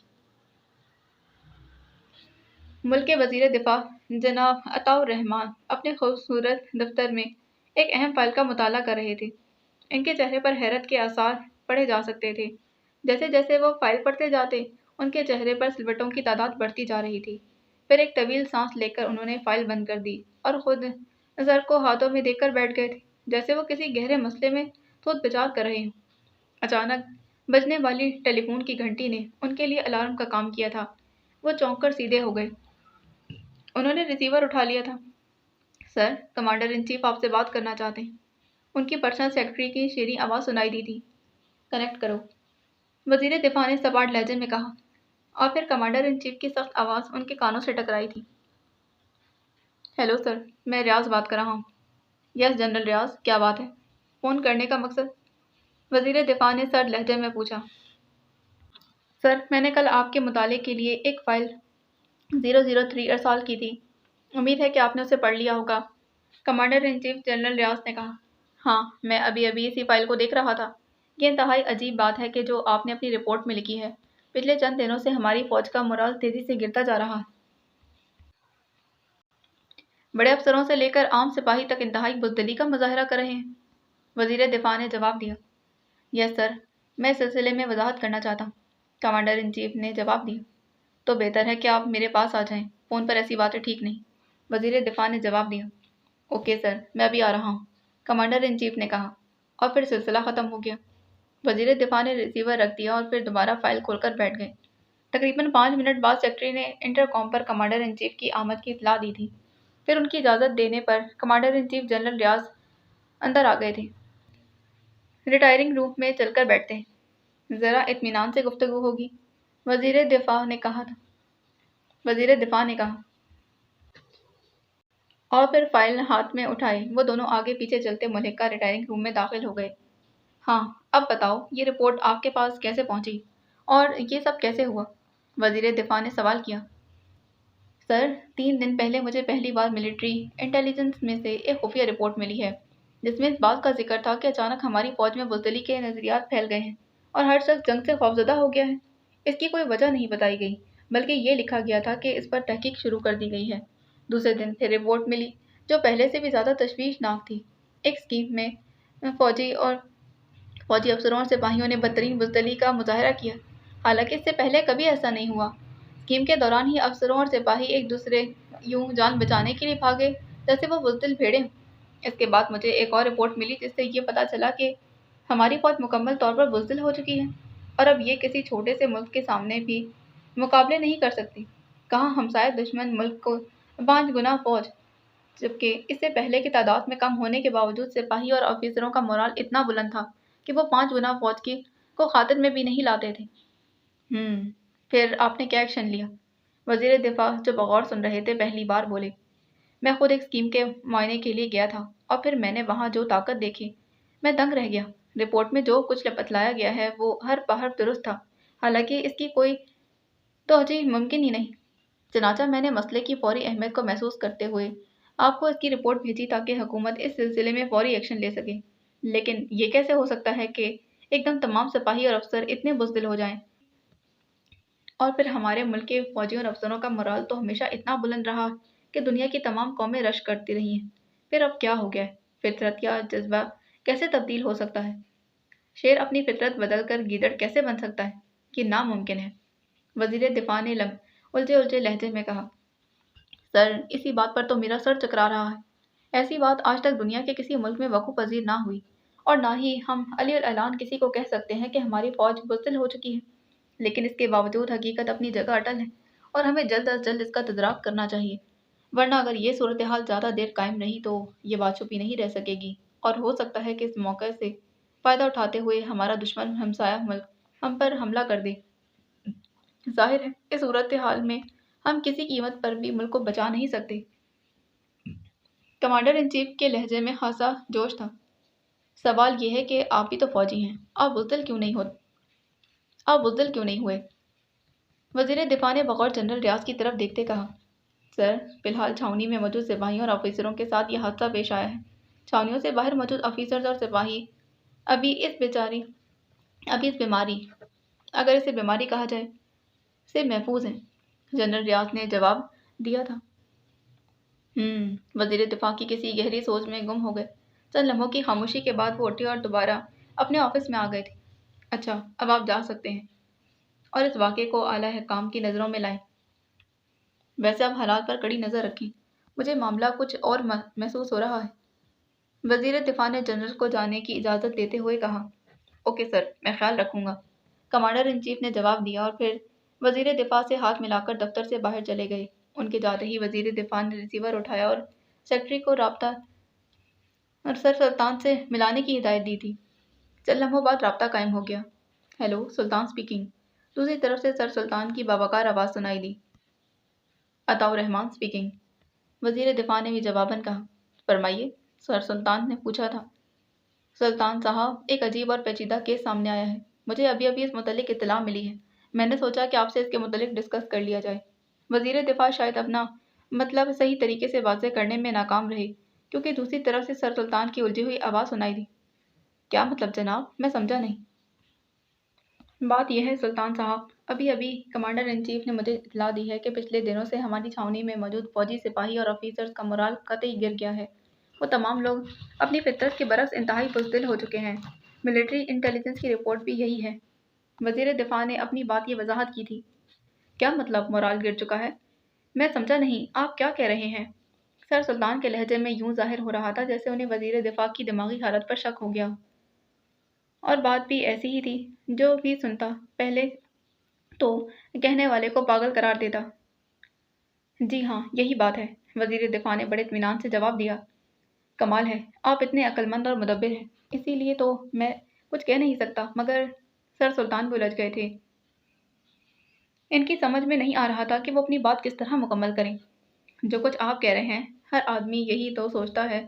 جب مجھے پہلے اس بات کی رپورٹ ملی تو مجھے بھی کمانڈر ان چیف کی دماغی حالت پر شک ہو گیا تھا، مگر پھر ان سے تفصیلی گفتگو کے بعد اس نتیجے پر پہنچا ہوں کہ معاملہ انتہائی پراسرار اور مشکوک ہے۔ وزیر دفاع شاید سر سلطان کا مطلب سمجھ گئے تھے۔ وہ فائل آپ کے پاس موجود ہے تو مجھے بھجوا دیجیے، پوری تفصیل پڑھنے کے بعد ہی اس کے متعلق کچھ کہہ سکتا ہوں۔ سر سلطان نے شاید بات ٹالنے میں ہی عافیت سمجھی تھی۔ ٹھیک ہے، میں ابھی متعلقہ فائل آپ کے پاس بھجوا دیتا ہوں، وزیر دفاع نے کہا اور پھر ریسیور رکھ دیا تھا۔ ریسیور رکھنے کے بعد انہوں نے سیکرٹری کو فائل 003 سر سلطان کو بھیجنے کے احکام نوٹ کروائے اور پھر خود بھی دفتر سے باہر چلے گئے تھے۔ ان کا دماغ اس بات پر انتہائی الجھ گیا تھا کہ وہ دفتر میں مزید کام کرنے سے اپنے آپ کو قاصر سمجھ رہے تھے۔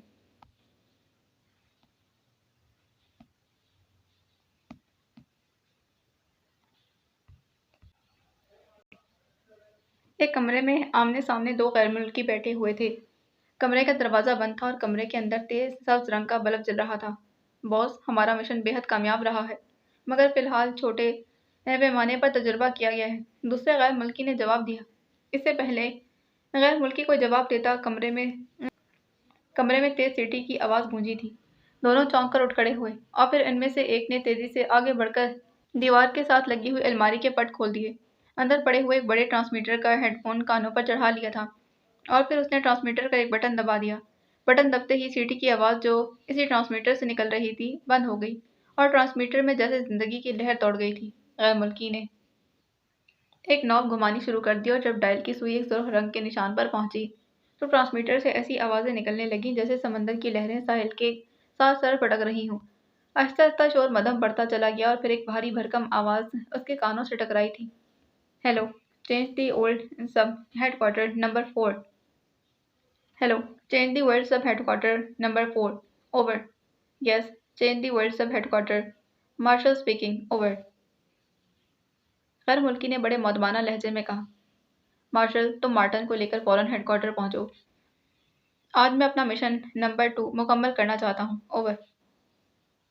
دوسری طرف سے بھاری بھرکم آواز نے تحکمانہ لہجے میں کہا، اوکے باس، ہم دونوں ابھی پہنچ رہے ہیں۔ اوور۔ مارشل نے جواب دیا، تم دونوں مکمل طور پر تیار ہو کر آنا، मिशन नंबर 2 भी तुम दोनों ने ही सर अंजाम देना है। ओवर। बॉस ने कहा। ओके बॉस, हम दोनों यकीनन कामयाब लौटेंगे, हमें अपनी सलाहियतों पर एतमाद है। ओवर। मार्शल ने बड़े फखरिया लहजे में कहा। ठीक है, मैं इंतज़ार कर रहा हूँ। Hurry up. Over and all. Boss ने कहा, और उसके साथ ही आवाज़ आनी बंद हो गई। फिर समंदरों की लहरों का शोर भी सुनाई देने लगा। मार्शल ने ट्रांसमीटर का बटन ऑफ किया और फिर हेडफोन उतारकर ट्रांसमीटर के हुक के साथ लटका दिया था। अलमारी बंद कर दी। मार्टन, बॉस ने तर्क किया है कि वो मिशन नंबर 2 फौरी तौर पर अंजाम देना चाहता है। इस काम के लिए उसने पहले की तरह हमें ही मुंतखब किया है। मार्शल ने मार्टन को तफसीलात बताई थी। ये हमारी खुशकिस्मती है मार्शल, मगर ये मिशन 2 हो क्या सकता है? मार्टन ने फिक्रमंदाना लहजे में कहा।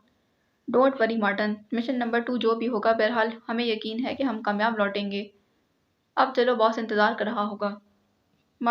मार्शल ने उसके कंधे पर नरमी से हाथ रखते कहा, और फिर वो दोनों तेजी से कमरे के दरवाजे की जानिब बढ़े थे। उन्हें अभी कुर्सियों पर बैठे चंद ही लम्हे हुए थे कि सामने की दीवार रोशन हो गई और फिर एक नकाबपोश इस रोशनी में उभरने लगा था। वो दोनों मौदब होकर बैठ गए। वो यूं इस नकाबपोश के चेहरे की तरफ देख रहे थे जैसे किसी मुकद्दस देवता के दर्शन कर रहे हों।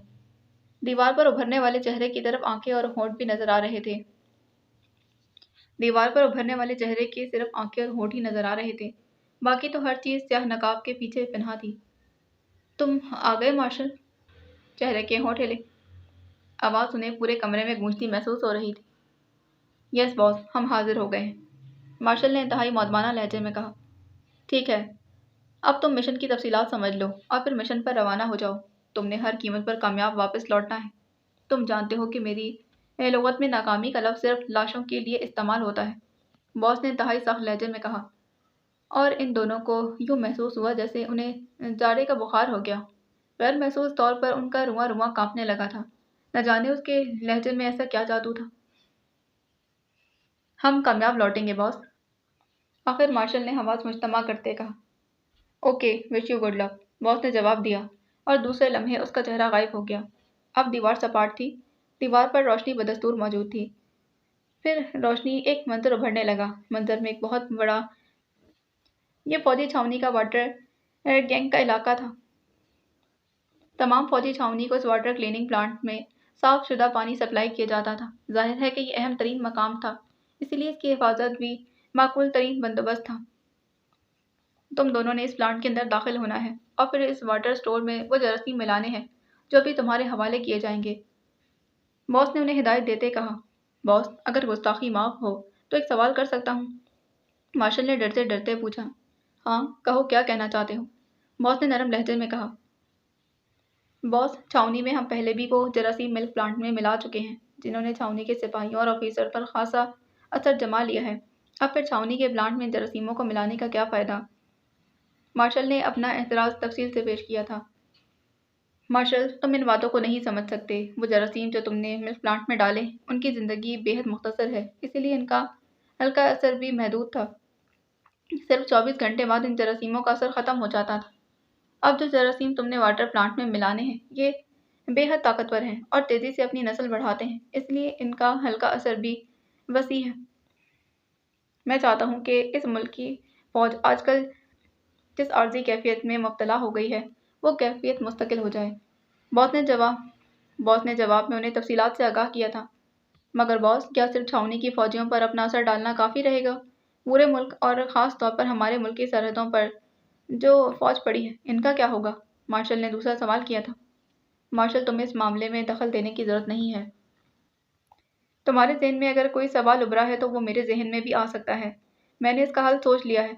वक्त आने पर सब कुछ हो जाएगा। फिलहाल जो तुमसे कहा जा रहा है वो करो। इस बार बॉस का लहजा बेहद सख्त था। सॉरी बॉस, मार्शल ने कदरे खौफजदा लहजे में कहा। ओके, अब तुम लोग जाओ। इसी कमरे के बाईं दीवार की दूसरी अलमारी में तुम्हें जरासीमों की शीशी मिल जाएगी। उसकी आवाज़ सुनाई दी थी और फिर दीवार तारीख हो गई थी। दीवार के तारीख होते ही मार्शल और मार्टन उठे और फिर उन्होंने बाईं दीवार की दूसरी अलमारी खोली थी। इसमें एक छोटी सी बोतल मौजूद थी जिसका मुंह किसी मखसूस केमिकल से बंद किया हुआ था। बोतल में मौजूद जरासीम ऐसे महसूस हो रहे थे जैसे सब्ज रंग का महलूल हो। बोतल चूंकि बिल्कुल छोटी थी, इसीलिए मार्शल ने उसे उठाकर अपनी जेब में रख लिया था और फिर दोनों कमरे के दरवाजों से باہر چلے گئے تھے۔ بلیک زیرو کے لیے عمران کو سنبھالنا مشکل ہو گیا تھا۔ جب سے بلیک زیرو عمران کو پرانے قلعے سے واپس لے کر آیا تھا، وہ ایک عجیب سی الجھن میں مبتلا تھا۔ ویسے تو عمران کی ذہنی اور جسمانی حالت قطعی ٹھیک تھی، مگر بلیک زیرو نے محسوس کیا کہ عمران وہ نہیں رہا جو وہ پہلے تھا۔ پہلے پہل تو وہ اسے عمران کی اداکاری سمجھتا رہا، مگر بعد میں آخر وہ اس نتیجے پر پہنچا کہ عمران جو کرتا ہے وہ اداکاری نہیں، حقیقت ہے۔ بلیک زیرو کی جان عجیب مشکل میں ان پھنسی تھی۔ وہ عمران کا ماتحت تھا، آفیسر نہیں کہ اسے حکم دے کر اپنی مرضی کے مطابق چلاتا۔ عمران کی ذہنی کیفیت کے تحت وہ اس کا کوئی اہم حکم ماننے کے لیے بھی تیار نہیں تھا۔ آخر اس نے تنگ آ کر ملک کے مشہور نفسیاتی معالج، جو کہ چند دن ہوئے اعلیٰ تعلیم حاصل کر کے ملک واپس آئے تھے، کو رانا پیلس بلوا لیا تھا اور زبردستی عمران کو اس کے گھر میں چھوڑ آیا تھا۔ بلیک زیرو نے اپنے آپ کو رانا اور عمران کو اپنا بھائی ظاہر کیا تھا۔ نفسیاتی معالج خالد رشید نے اسے کمرے سے باہر جانے کے لیے کہا اور وہ خود کمرے سے باہر نکل گیا تھا۔ عمران خاموشی سے نفسیاتی معالج کے سامنے کرسی پر بیٹھا تھا اور نفسیاتی معالج یوں بغور عمران کو دیکھ رہا تھا جیسے وہ عمران کے بجائے چڑیا گھر میں درآمد شدہ کسی نئے اور عجیب الحرکت جانور کو دیکھ رہا ہو۔ آپ کا نام؟ معالج نے پہلا سوال کیا تھا۔ لہجہ بے حد نرم تھا۔ Ali Imran, MSc DSc آکسن۔ عمران نے بڑی شرافت اور سنجیدگی سے نفسیاتی معالج کو اپنا نام بما اپنی ڈگریوں کے سنا دیا تھا۔ نفسیاتی معالج عمران کی ڈگریاں سن کر یوں چونکا جیسے اسے بچھو نے ڈنک مار دیا۔ آپ DSc ہیں؟ اس نے یوں آنکھیں پھاڑ کر عمران کو دیکھا جیسے وہ اپنے سامنے کوئی عجوبہ دیکھ رہا، اور عمران کے چہرے پر حسب معمول حماقت کی پرچھائیاں لرز رہی۔ جی ہاں، DSc ہوں۔ کاش DC ہوتا۔ یعنی کہ سلیمان نے میرے درمیان میں آ کر میرا حشر کر دیا ہے۔ کم بخت، مونگ کی دال کھلا کھلا کر میرا معدہ جو چوپٹ کر دیا ہے، اس لیے تو اب مجبوراً DSc ہوں۔ عمران کی آنکھوں میں ہلکی سی شرارت کی چمک تھی۔ وہ اب نفسیاتی معالج کو گھسنے پر تیار ہو چکا تھا۔ یعنی سلیمان آپ کا باورچی ہے، جو آپ کی ڈپٹی کمشنری کے درمیان رکاوٹ بن گیا ہے۔ نفسیاتی معالج نے کیس کو سمجھنے کے لیے ایک پوائنٹ نکالا۔ ارے میرے DC یعنی ڈپٹی کمشنر بننے کا تو کوئی دکھ ہی نہیں۔ اصل مسئلہ تو سلیمان کا ہے۔ وہ کمبخت میرے لیے ہر وقت ڈپٹی کمشنر بنا رہتا ہے۔ یہ کھاؤ، وہ کھاؤ، یہ مت کھاؤ، وہ مت کھاؤ، بس آرڈر چلاتا رہتا ہے۔ عمران نے ذرا تفصیل سے سلیمان کی سرگرمیوں پر روشنی ڈالی تھی۔ اوہ، تو دراصل آپ اپنے باورچی سے تنگ ہیں۔ نفسیاتی معالج نے اطمینان کی سانس لی جیسے اس نے اس پیچیدہ ترین مسئلے کا اصل مرکز ڈھونڈ لیا۔ جی ہاں، بے حد تنگ ہوں۔ اتنا کہ بعض اوقات تو اوور کوٹ کی بجائے بنیان پہن لیتا ہوں اور وہ اوور کوٹ کی بجائے بالکل فٹ آ جاتی ہے، بس صرف بازو تنگ رہ جاتے ہیں۔ اس کی مجھے پرواہ نہیں، کیونکہ آخر بازو کے مسلز بھی تو کسی کو دکھانے ہیں۔ عمران نے نفسیاتی معالج کا قافیہ تنگ کرنا شروع کر دیا۔ تو آپ باورچی کو نکال کیوں نہیں دیتے؟ نفسیاتی معالج نے جیسے تمام مسئلہ حل کر دیا۔ تو صاحب، باورچی خانے کا خرچہ کون اٹھائے گا؟ اگر آپ تیار ہیں تو میں اسے آج ہی نکال دیتا ہوں۔ میرا مینیو سن لیجیے۔ ناشتے میں 3 جگ پھلوں کا رس، آدھا سیر مکھن، 10 پراٹھے اور بس آپ تفصیلی مینیو مت بتلائیے، میں سمجھ گیا ہوں آپ پہلوانوں کی خوراک کھاتے ہیں۔ نفسیاتی معالج اب اپنے مریض کی چرب زبانی سے گھبرا گیا تھا اور عمران خاموش ہو گیا۔ اچھا عمران صاحب، یہ بتلائیے کہ آپ کو اپنے بچپن کا کوئی ایسا واقعہ یاد ہے جو ہمیشہ آپ کے دماغ پر چھایا رہتا ہو یا جسے آپ نے ہمیشہ دلچسپ سمجھا ہو؟ نفسیاتی معالج نے کیس کی ایک اور پہلو پر تحقیقات شروع کر دی۔ جی ہاں، ایک نہیں بلکہ 1000 واقعات ہیں، آپ کو سنانا چاہتا ہوں۔ مثال کے طور پر ایک واقعہ سن لیں۔ ایک دفعہ کا ذکر ہے کہ ایک بادشاہ تھا، ہمارا تمہارا خدا بادشاہ۔ عمران نے واقعہ بتانا شروع کر دیا۔ ارے آپ تو کوئی کہانی سنانے لگے، نفسیاتی معالج نے چونک کر کہا۔ نہیں، کہانی نہیں، واقعہ سناتا ہوں۔ بچپن میں دادی اماں اسی طرح واقعہ سنایا کرتی تھی۔ بہرحال سنیے۔ ایک دفعہ ہمارے اسکول میں ایک ڈاکٹر آیا تھا، بڑا ہی مشہور اور معروف ڈاکٹر تھا اور بچوں کے امراض میں ماہر تھا۔ ہمارے اسکول کے ہیڈ ماسٹر نے بہت بھاری فیس دے کر اسے بلوایا تھا تاکہ وہ ہم سب بچوں کا طبی معائنہ کرے اور اگر کوئی ہم میں سے بیمار ہو تو اس کا علاج ہو سکے۔ سن رہے ہیں نا آپ؟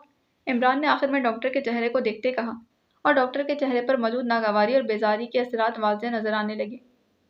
ہاں، سن رہا ہوں صاحب، بڑا ہی دلچسپ واقعہ ہے۔ نفسیاتی مولد شاید اپنے پیشے کو دل ہی دل میں گالیاں دے رہا تھا کہ اس پیشے میں کیسی کیسی مصیبتوں سے پالا پڑتا ہے۔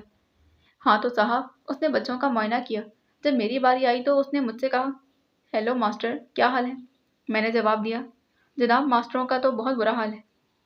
کوئی بیچارہ تو بواسیر کا مریض ہے تو کوئی لکوے کا اسیر، کسی کو کم سنائی دیتا ہے تو کسی کو دکھائی کم دیتا ہے۔ میں نے اپنے اسکول کے ماسٹروں کی بیماری کی تفصیل بتانی شروع کر دی۔ ہاں ہاں ہاں، تو آپ سمجھے کہ وہ آپ سے ماسٹروں کی بیماریوں کا پوچھ رہا تھا؟ وہ تو آپ کے متعلق پوچھ رہا تھا۔ نفسیاتی مولد اس واقعے سے کافی محظوظ ہو رہا تھا۔ ارے آپ سنیے تو صحیح، وہ واقعی ماسٹروں کے متعلق پوچھ رہا تھا۔ عمران نے شرافت بھرے لہجے میں جواب دیا۔ کیا مطلب؟ کیا اس ڈاکٹر کا دماغ خراب تھا؟ نفسیاتی مولد نے چونک کر پوچھا۔ اسے دراصل اپنی بات کے اختلاف میں معاملہ جاتے دیکھ کر غصہ آ گیا تھا۔ ارے نہیں، صرف اسی ڈاکٹر کا دماغ تو صحیح تھا، دراصل مجھے ماسٹر سمجھ رہا تھا۔ عمران نے وضاحت کے ساتھ ساتھ اس سے بھی چوٹ کر دی تھی۔ نفسیاتی مولد خون کے گھونٹ پی کر رہ گیا۔ وہ اور کر بھی کہہ سکتا تھا، نفسیاتی مولد تھا، اور مریض تو ڈاکٹروں پر چوٹ کرتے ہی رہتے ہیں۔ آپ چوتھی جماعت میں اتنے بڑے تھے کہ ڈاکٹر آپ کو ماسٹر سمجھ رہا تھا۔ اب نفسیاتی مولد نے غصے سے بھرے ہوئے لہجے میں کہا، جی نہیں، دراصل ہمارے اسکول کے ماسٹر چھوٹے تھے۔ عمران نے بڑی معصومیت سے جواب دیا، اور نفسیاتی مولد بیچارہ عجیب سی کیفیت میں مبتلا ہو گیا۔ اس کا دل کہکے لگانے کو چاہتا تھا اور رونے کو بھی، بہرحال اس کا صرف چہرہ ہی رنگ بدلتا رہا اور وہ اپنے تاثرات زبان پر نہیں لا سکا تھا۔ آپ کو کوئی بیماری تو نہیں؟ آخر اس نے سوال کر دیا تھا۔ جی ہاں، بہت سی بیماریاں ہیں، عمران نے بڑی سنجیدگی سے جواب دیا۔ مثلاً؟ ڈاکٹر نے سوال کیا۔ مثلاً مجھے آنکھوں کی بیماری ہے، دور کی چیز نزدیک نظر آتی ہے اور نزدیک کی دور، شمال کی چیز جنوب میں اور مشرق کی مغرب میں، یعنی مثال کے طور پر یوں سمجھ لیجئے کہ مجھے سورج مغرب سے طلوع ہوتا دکھائی دیتا ہے اور مشرق میں غروب ہوتا محسوس ہوتا ہے۔ یہ تو ہوئی نا آنکھوں کی بات، اب ناک کی لے لیجئے۔ خوشبو کی جگہ مجھے خوشبو اور بدبو کی جگہ مجھے بدبو محسوس ہوتی ہے۔ ارے یہ تو کوئی بیماری نہ ہوئی، نفسیاتی مولد چونک پڑا تھا۔ خواہ مخواہ کوئی کیوں نہ ہوئی، اگر آپ کو خوشبو کی بجائے کوئی خوشبو اور بدبو کے بجائے بدبو آئے تو آپ اسے بیماری نہیں کہیں گے۔ آپ کمال کے ڈاکٹر ہیں۔ عمران اپنی ضد پر اڑ گیا تھا۔ اچھا صاحب، میں سمجھ گیا کہ آپ کیا کہنا چاہتے ہیں، ڈاکٹر نے بیزار کن لہجے میں جواب دی۔ اب منہ کی طرف آئیے۔ عمران شاید تفصیل سے اپنی بیماریاں سے گنوانا چاہتا تھا۔ بس جناب، اتنا ہی کافی ہے۔ اب آپ مجھے اجازت دیں۔ نفسیاتی مولد اٹھ کھڑا ہوا۔ اس کے چہرے سے یوں محسوس ہو رہا تھا جیسے اس کے پیٹ میں سخت مروڑ اٹھ رہے ہیں۔ پھر کب آئیے گا ڈاکٹر صاحب؟ آپ سے گفتگو کر کے مجھے اپنا پیٹ ہلکا محسوس ہو رہا ہے، عمران نے بھی اٹھتے ہوئے کہا، اور پھر ڈاکٹر دروازہ کھول کر باہر نکل گیا۔ اس کے باہر جاتے ہی عمران نے تیزی سے اپنے ہاتھ سیدھے ہوئے گھڑی کا بٹن کھینچا اور پھر چند لمحوں بعد ہی گھڑی کے اوپر سرخ رنگ کا ایک نقطہ چمکنے لگا تھا۔ عمران نے گھڑی سے منہ لگایا اور بولا، hello tiger, Imran speaking, over. Imran نے کہا تھا، یس سر، ٹائیگر اسپیکنگ، اوور۔ دوسری طرف سے ٹائیگر کی آواز سنائی دی، ٹائیگر فوراً رانا ہاؤس پہنچو، ابھی چند منٹ بعد ملک مشہور نفسیاتی مولد ڈاکٹر رشید رانا ہاؤس سے باہر نکلے ہیں، ان کا تعاقب کرو اور ان کی مکمل رپورٹ مجھے دو، اوور۔ عمران نے تفصیل سے ٹائیگر کو حکم دیا۔ اوکے سر، دوسری طرف سے ٹائیگر نے جواب دیا۔ عمران نے ونڈ بٹن آف کر دیا اور خود کمرے سے باہر آ گیا۔ ادھر کمرے سے باہر برآمدے کے کونے میں ڈاکٹر رشید خالد بلیک زیرو کو بتلا رہا تھا کہ تمہارے بھائی کا دماغ بالکل خراب ہو چکا ہے، اب یہ مینٹل کیس بن چکا ہے، اسے فوراً مینٹل ہاسپٹل میں داخل کروا دو، ورنہ کیس روز بروز خراب ہوتا چلا جائے گا۔ اور بلیک زیرو بڑی حیرت سے ڈاکٹر کی شکل دیکھ رہا تھا، جس کے پاس نفسیات کی اعلیٰ ترین ڈگریاں تھیں اور جو عمران کو پاگل قرار دے رہا تھا۔ آپ کیا کہہ رہے ہیں ڈاکٹر صاحب؟ عمران اور پاگل؟ بلیک زیرو نے حیرت بھرے لہجے میں کہا، جی ہاں رانا صاحب، وہ زیادہ پڑھ جانے کی وجہ سے پاگل ہو گئے، اور دوسرا آپ ان کا باورچی تبدیل کر دیں، انہیں لاشعوری طور پر اپنے باورچی سے بے حد رقابت ہے، آپ سے اس بارے میں شکایت نہیں کر سکتے کیونکہ آپ ان سے بڑے ہیں۔ اوہ اچھا ڈاکٹر صاحب، میں آپ کی ہدایت پر عمل کروں گا، آئیے میں آپ کو پوچھ تک چھوڑ دیتا ہوں۔ بلیک زیرو ڈاکٹر کے اس فکرے سے سمجھ گیا کہ عمران نے ڈاکٹر کو جی بھر کر بیوقوف بنایا ہوگا، اسی لیے اب وہ ڈاکٹر کو ٹالنے کی کر رہا تھا۔ اوہ آپ تکلیف مت کیجیے، میں چلا جاؤں گا، ڈاکٹر نے انکساری سے کہا۔ اچھا، خدا حافظ، بلیک زیرو نے سپاٹ لہجے میں کہا، اور ڈاکٹر کا چہرہ سرخ ہو گیا۔ اسے شاید اپنی انکساری کے جواب میں یہ توقع نہیں تھی۔ پھر وہ لمبے لمبے ٹک پھرتا پورچ کی جانب چلا گیا تھا جہاں اس کی کار کھڑی تھی۔ بلیک زیرو واپس مڑا تو اسے سامنے دروازے میں عمران کھڑا نظر آ گیا تھا۔ کیا حال ہے طاہر صاحب؟ کتنی فیس دی ہے ڈاکٹر صاحب کو؟ عمران نے مسکراتے کہا۔ عمران صاحب چھوڑیں فیس کو، یہ بتلائیں آپ نے ڈاکٹر بیچارے کو خوب الو بنایا۔ بلیک زیرو نے عمران کی بات کو ٹالتے ہوئے کہا، وہ تو پہلے ہی بنا بنایا الو تھا، میں نے تو اسے کیا الو بنانا تھا؟ البتہ میں نے اسے آئینہ ضرور دکھایا ہے، عمران نے فلسفیانہ لہجے میں جواب دیا۔ عمران صاحب، ابھی مجھے اطلاع ملی ہے کہ پرانے قلعے میں موجود تمام تہخانے بالکل تباہ ہو چکے ہیں۔ بلیک زیرو عمران کو سنجیدہ دیکھ کر اصل معاملے پر اتر آیا تھا۔ اوہ، تم نے چیکنگ کے لیے کن کو بھیجا تھا؟ عمران نے چونک کر پوچھا۔ صفدر، کیپٹن شکیل اور چوہان گئے تھے، بلیک زیرو نے جواب دیا۔ ٹھیک ہے، اچھا اب میں چلتا ہوں، اور سنو، آئندہ تم کسی ڈاکٹر وغیرہ کو بلانے کی تکلیف مت کرنا، میں بالکل ٹھیک ہوں، تمہیں خواہ مخواہ وہم ہو گیا ہے، عمران نے قدرے سخت لہجے میں کہا، اور پھر فوج کی جانب چلا گیا تھا۔ بلیک زیرو خاموش کھڑا اسے جاتا دیکھ رہا تھا، اسے اس بارے میں بڑے عجیب خیال آ رہے تھے۔ کیپٹن شکیل، صفدر اور چوہان جولیا کے فلیٹ میں موجود تھے۔ تاش کی بازی لگی ہوئی تھی، وہ تھوڑی دیر پہلے پرانے قلعے کی تحقیقات سے واپس لوٹے تھے۔ انہوں نے جولیا کو اپنی رپورٹ دی اور جولیا نے انہی کے سامنے ایکسٹرو کو ان کی رپورٹ پہنچا دی تھی۔ پھر صفدر کی تجویز پر تاش کی ایک بازی جم گئی تھی۔ وہ چاروں کھیل رہے تھے، منہمک ہو گئے۔ کیپٹن شکیل اور جولیا پارٹنر تھے، اور دوسری طرف صفدر اور چوہان تھے۔ اچانک کیپٹن شکیل بڑے زور سے چونکا تھا۔ اس نے بغور ادھر ادھر دیکھا، پھر ناک سکوڑی جیسے وہ کوئی خاص چیز سونگھ رہا۔ اس کے اس طرح چونکنے پر دوسرے افراد بھی چونک پڑے۔ پھر صفدر بولا، مجھے گیس کی بو آ رہی ہے۔ ہاں، مجھے بھی یوں محسوس ہو رہا ہے جیسے کمرے میں سنتھیلک گیس کی معمولی سی مقدار داخل ہو گئی ہو، کیپٹن شکیل نے جواب دیا، اور پھر سب نے پتے پھینک دیے۔ وہ قدرتی طور پر سنتھیلک گیس کا ذکر آتے ہی ان سب کے ذہنوں میں خطرہ چیخنا شروع ہو گیا تھا۔ کیپٹن شکیل اٹھا اور دروازے کی جانب بڑھا۔ جیسے ہی وہ دروازے کے قریب پہنچا، اچانک گیس کا ایک مبکا جو کی ہول سے اندر داخل ہو رہا تھا اس کی ناک سے ٹکرایا تھا، اور دوسرے لمحے اسے یوں محسوس ہوا جیسے دماغ میں اندھیرا پھیلتا چلا جا رہا ہو۔ اس نے سنبھلنے کی کافی کوشش کی، لیکن گیس کا اثر شدید اور فوری تھا۔ دوسرے لمحے وہ لڑکھڑاتا فرش پر آ گرا تھا۔ اگر صفدر اور چوہان دوڑ کر اسے سنبھال نہ لیتے۔ صفدر اور چوہان نے اسے سنبھال کر فرش پر لٹا دیا، اور پھر ان کے دماغ بھی چکرانے لگے۔ اب کی ہول سے مسلسل کمرے میں گیس بھرنے لگی تھی۔ ڈگمگاتے ہوئے ذہن کے باوجود صفدر نے بڑی پھرتی سے ریوالور نکالا، اور پھر اس نے دروازے پر فائر کر دیا تھا۔ گولی کی ہول سے بالکل قریب لگی اور پھر دروازے میں سوراخ کرتی دوسری طرف چلی گئی تھی۔ دروازے کی دوسری طرف ایک ہلکی سی چیخ سنائی دی تھی، مگر پھر اس کے دماغ پر تاریکی چھانے لگی تھی۔ یہی حال چوہان کا ہوا تھا، اور جولیا، جو کیپٹن شکیل کی حالت دیکھ کر حیرت زدہ سی ہو کر کرسی سے اٹھ کھڑی ہوئی تھی، چند لمحوں کی حیرت کے بعد لڑکھڑاتی اسی کرسی پر ڈھیر ہو گئی تھی۔ چند لمحے اسی طرح گزر گئے تھے، پھر کی ہول میں کسی نے چابی گھمائی تھی، اور دوسرے لمحے دروازہ آہستہ آہستہ کھلنے لگا تھا۔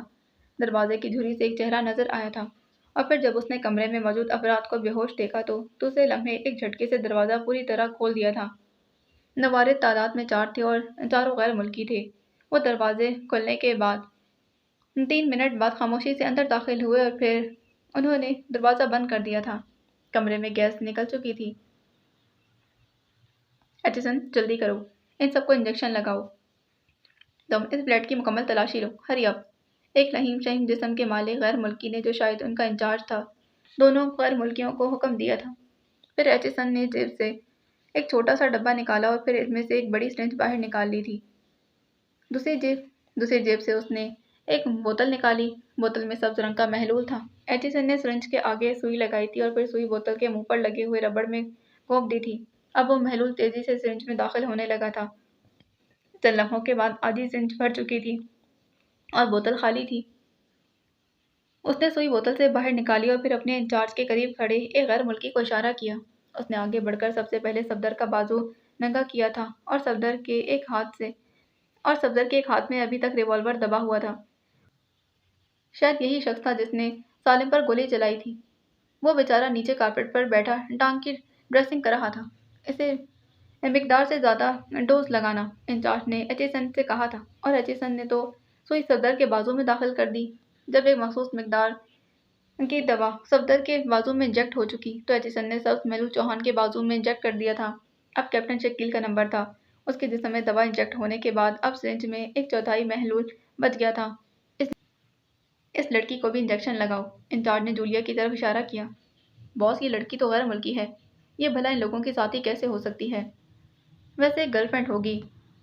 एचिसन ने बगौर जूलिया की तरफ देखते कहा। तुम्हारी बात तो ठीक है, मगर ये तीनों ओल्ड फोर्ट की चेकिंग के बाद सीधे यहाँ ही आए हैं। इसके बाद ये यहाँ से बाहर नहीं निकले। जाहिर है इन्होंने रिपोर्ट तो दी होगी। हो सकता है यही गैर मुल्की इनकी इंचार्ज हो।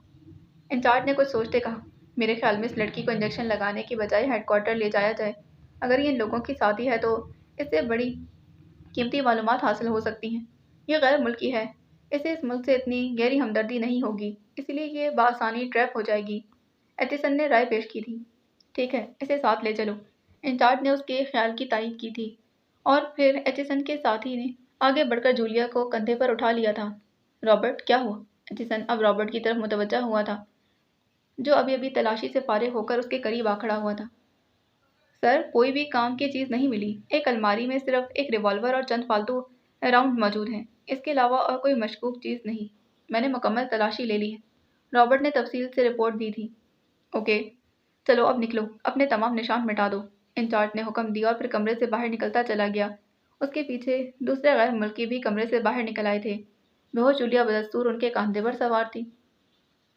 मार्शल और मार्टन दोनों फौजी वर्दी पहने हुए बड़े इत्मीनान से फर्स्ट चेकिंग पोस्ट पर पहुंचे थे। वो एक सुर्ख रंग की कार में सवार थे, जो मकामी तौर पर रजिस्टर्ड थी। मार्शल ने कैप्टन का बैज और मार्टन ने लेफ्टिनेंट का बैज लगाया हुआ था। स्टीयरिंग इस वक्त मार्टन के हाथ में था। उन्होंने कार जैसे ही फर्स्ट चेकिंग पोस्ट के बाहर रोकी, एक फौजी ने आगे बढ़कर उनको सैल्यूट किया था और फिर वो अटेंशन हो गया था। मार्टन ने जेब से एक कागज़ निकाला और सिपाही की तरफ बढ़ा दिया था। सिपाही ने कागज़ मार्शल के हाथ से ले लिया और फिर वो वापस पोस्ट की तरफ बढ़ गया था। उसने कागज़ अंदर बैठे हुए ऑफिसर को दे दिए। ऑफिसर ने रजिस्टर पर इंदर्जात किए थे और फिर उसने कागज़ के साथ ही 2 बैज जिन पर सुर्ख रंग के क्रॉस बने हुए थे सिपाही को दे दिए थे। सीएनजी ने रेड क्रॉसिंग देने के ऑर्डर दिए। हैरत है, ऑफिसर ने अपने साथ बैठे असिस्टेंट से कहा था और असिस्टेंट ने लापरवाही से कंधे झटक दी। सिपाही ने बड़े मौदबाना अंदाज में वो कागज़ और रेड क्रॉसिंग बैज मार्शल को दे दिए थे और सैल्यूट किया। मार्शल ने सर की जुम्बिश से सैल्यूट का जवाब दिया और फिर उसने मुस्कुराते हुए मार्शल को आगे कार बढ़ाने का इशारा किया था। कार तेज़ी से आगे बढ़ती चली गई। अब उनके लिए बेहद आसानी हो गई थी। रेड क्रॉसिंग की वजह से उन्हें किसी भी चेक पोस्ट पर ज़्यादा नहीं रोका गया था। इस रेड क्रॉसिंग बैच का मतलब यही था कि वो आला हकाम की तरफ से किसी खास मिशन पर आए हैं, उन्हें मत रोका जाए। आखिरी चेकिंग पोस्ट से गुजर कर जब वो छावनी में दाखिल हुए तो उन्होंने इत्मीनान का तवील सांस लिया। हमारा मिशन मुकम्मल हो गया, मार्टन ने मुस्कुराते मार्शल से कहा। हाँ, सीएनसी के जाली दस्तखत काम आ गए, मार्शल ने भी मुस्कुराते जवाब दिया था। अब इनकी कार तेज़ी से वाटर क्लीनिंग प्लांट की तरफ जा रही थी। वो बदस्तूर बातों में मसरूफ़ थे। उनसे काफ़ी दूर एक मोटरसाइकिल भी उनका ताक़ुब कर रहा था। वो दोनों चूंकि कतई तौर पर मुतमईन हो चुके थे, इसीलिए उन्होंने अपने ताक़ुब वगैरह पर ज़्यादा ध्यान नहीं दिया था। दूसरा, उन्हें छावनी के अंदर दाखिल होने के बाद अपने ताक़ुब का तसव्वुर भी नहीं हो सकता था। मगर मिलिट्री इंटेलिजेंस ने पिछले दिनों से छावनी में निगरानी इंतहाई सख्त कर दी थी।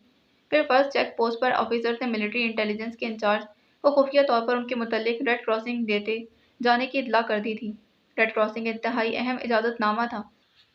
इसका हामिल छावनी में किसी भी जगह, किसी भी कमरे, प्लांट में बिला रोक टोक आ जा सकता था और ये बैच भी एनसी के ऑर्डर पर भी कभी कभार वक्ती तौर पर किसी को अवॉर्ड किया जाता था, जबकि वो शख्स किसी अहम तरीन मकसद के लिए काम कर रहा था। मिलिट्री इंटेलिजेंस इंचार्ज ने अपने कारकुनों को इन दोनों की निगरानी का हुक्म देते हुए वो खुद सीएनसी के राब्ता कायम करने की कोशिश में मसरूफ़ हो गया था और उनके ऑर्डर की तस्दीक हो ताकि उनके ऑर्डर की तस्दीक हो सके। लेकिन सीएनसी से राब्ता कायम नहीं हो रहा था क्योंकि वो एक अहम मीटिंग में मसरूफ़ थे। सुर्ख रंग की कार इन दोनों को लिए हुए जल्दी वाटर टैंक प्लांट के सामने पहुंच गई थी। ये एक अजीमुशान वाटर टैंक प्लांट था जिससे इस तमाम वसी और अरीज छावनी को पानी मुहैया किया जाता था और इसकी हिफाजत के लिए भी सख्त तरीन इंतजाम थे। कार के रुकते ही दोनों बाहर निकले और फिर तेज़ी से प्लांट के पहले गेट की जानिब बढ़ गए थे। गेट से बाहर ही एक चेक पोस्ट थी जहां तकरीबन 5 सिपाही स्टीन गन लिए चौंकने खड़े थे। मार्टन और मार्शल के करीब पहुंचते ही सिपाहियों ने स्टीन गनें सीधी कर ली थीं और साथ ही उनकी एड़ियां भी बच उठी थीं। चेक पोस्ट के इंचार्ज ने भी ان دونوں کو سیلوٹ کیا تھا اور پھر بولا، فرمائیے سر۔ مارشل اور مارٹن نے ریڈ کراسنگ بیج آگے کر دیے۔ صوبیدار نے بغور ریڈ کراسنگ بیج دیکھے اور پھر ان پر لکھے ہوئے نمبر اپنی ڈائری میں نوٹ کرنے لگا۔ فرمائیے جناب، اس نے ریڈ بیج انہیں واپس لوٹاتے ہوئے پوچھا۔ ہم نے پلانٹ چیک کرنا ہے، مارشل نے تحکمانہ لہجے میں جواب دیا۔ وہ دونوں مقامی آدمیوں کے میک اپ میں تھے، اس لیے انہوں نے انگریزی بھی مقامی لہجے میں بولی تاکہ ان پر شک نہ کیا جائے۔ پلانٹ چیک کرنا ہے؟ صوبیدار نے حیرت بھری نظروں سے انہیں دیکھتے ہوئے پوچھا تھا۔ ایک دفعہ کہہ دیا، کیا تمہیں ڈھول پیٹ کر بتایا جائے؟ آگے سے ہٹو، ایمرجنسی۔ مارٹن نے اس بار اسے جھڑکتے ہوئے کہا، آپ پلانٹ چیک کرنے کی وجہ بتلائیں، تبھی آپ کو اجازت دی جائے گی۔ صوبیدار کا چہرہ غصے سے سرخ ہو گیا، مگر اس نے ڈسپلن کا خیال رکھتے انتہائی مؤدبانہ لہجے میں جواب دیا۔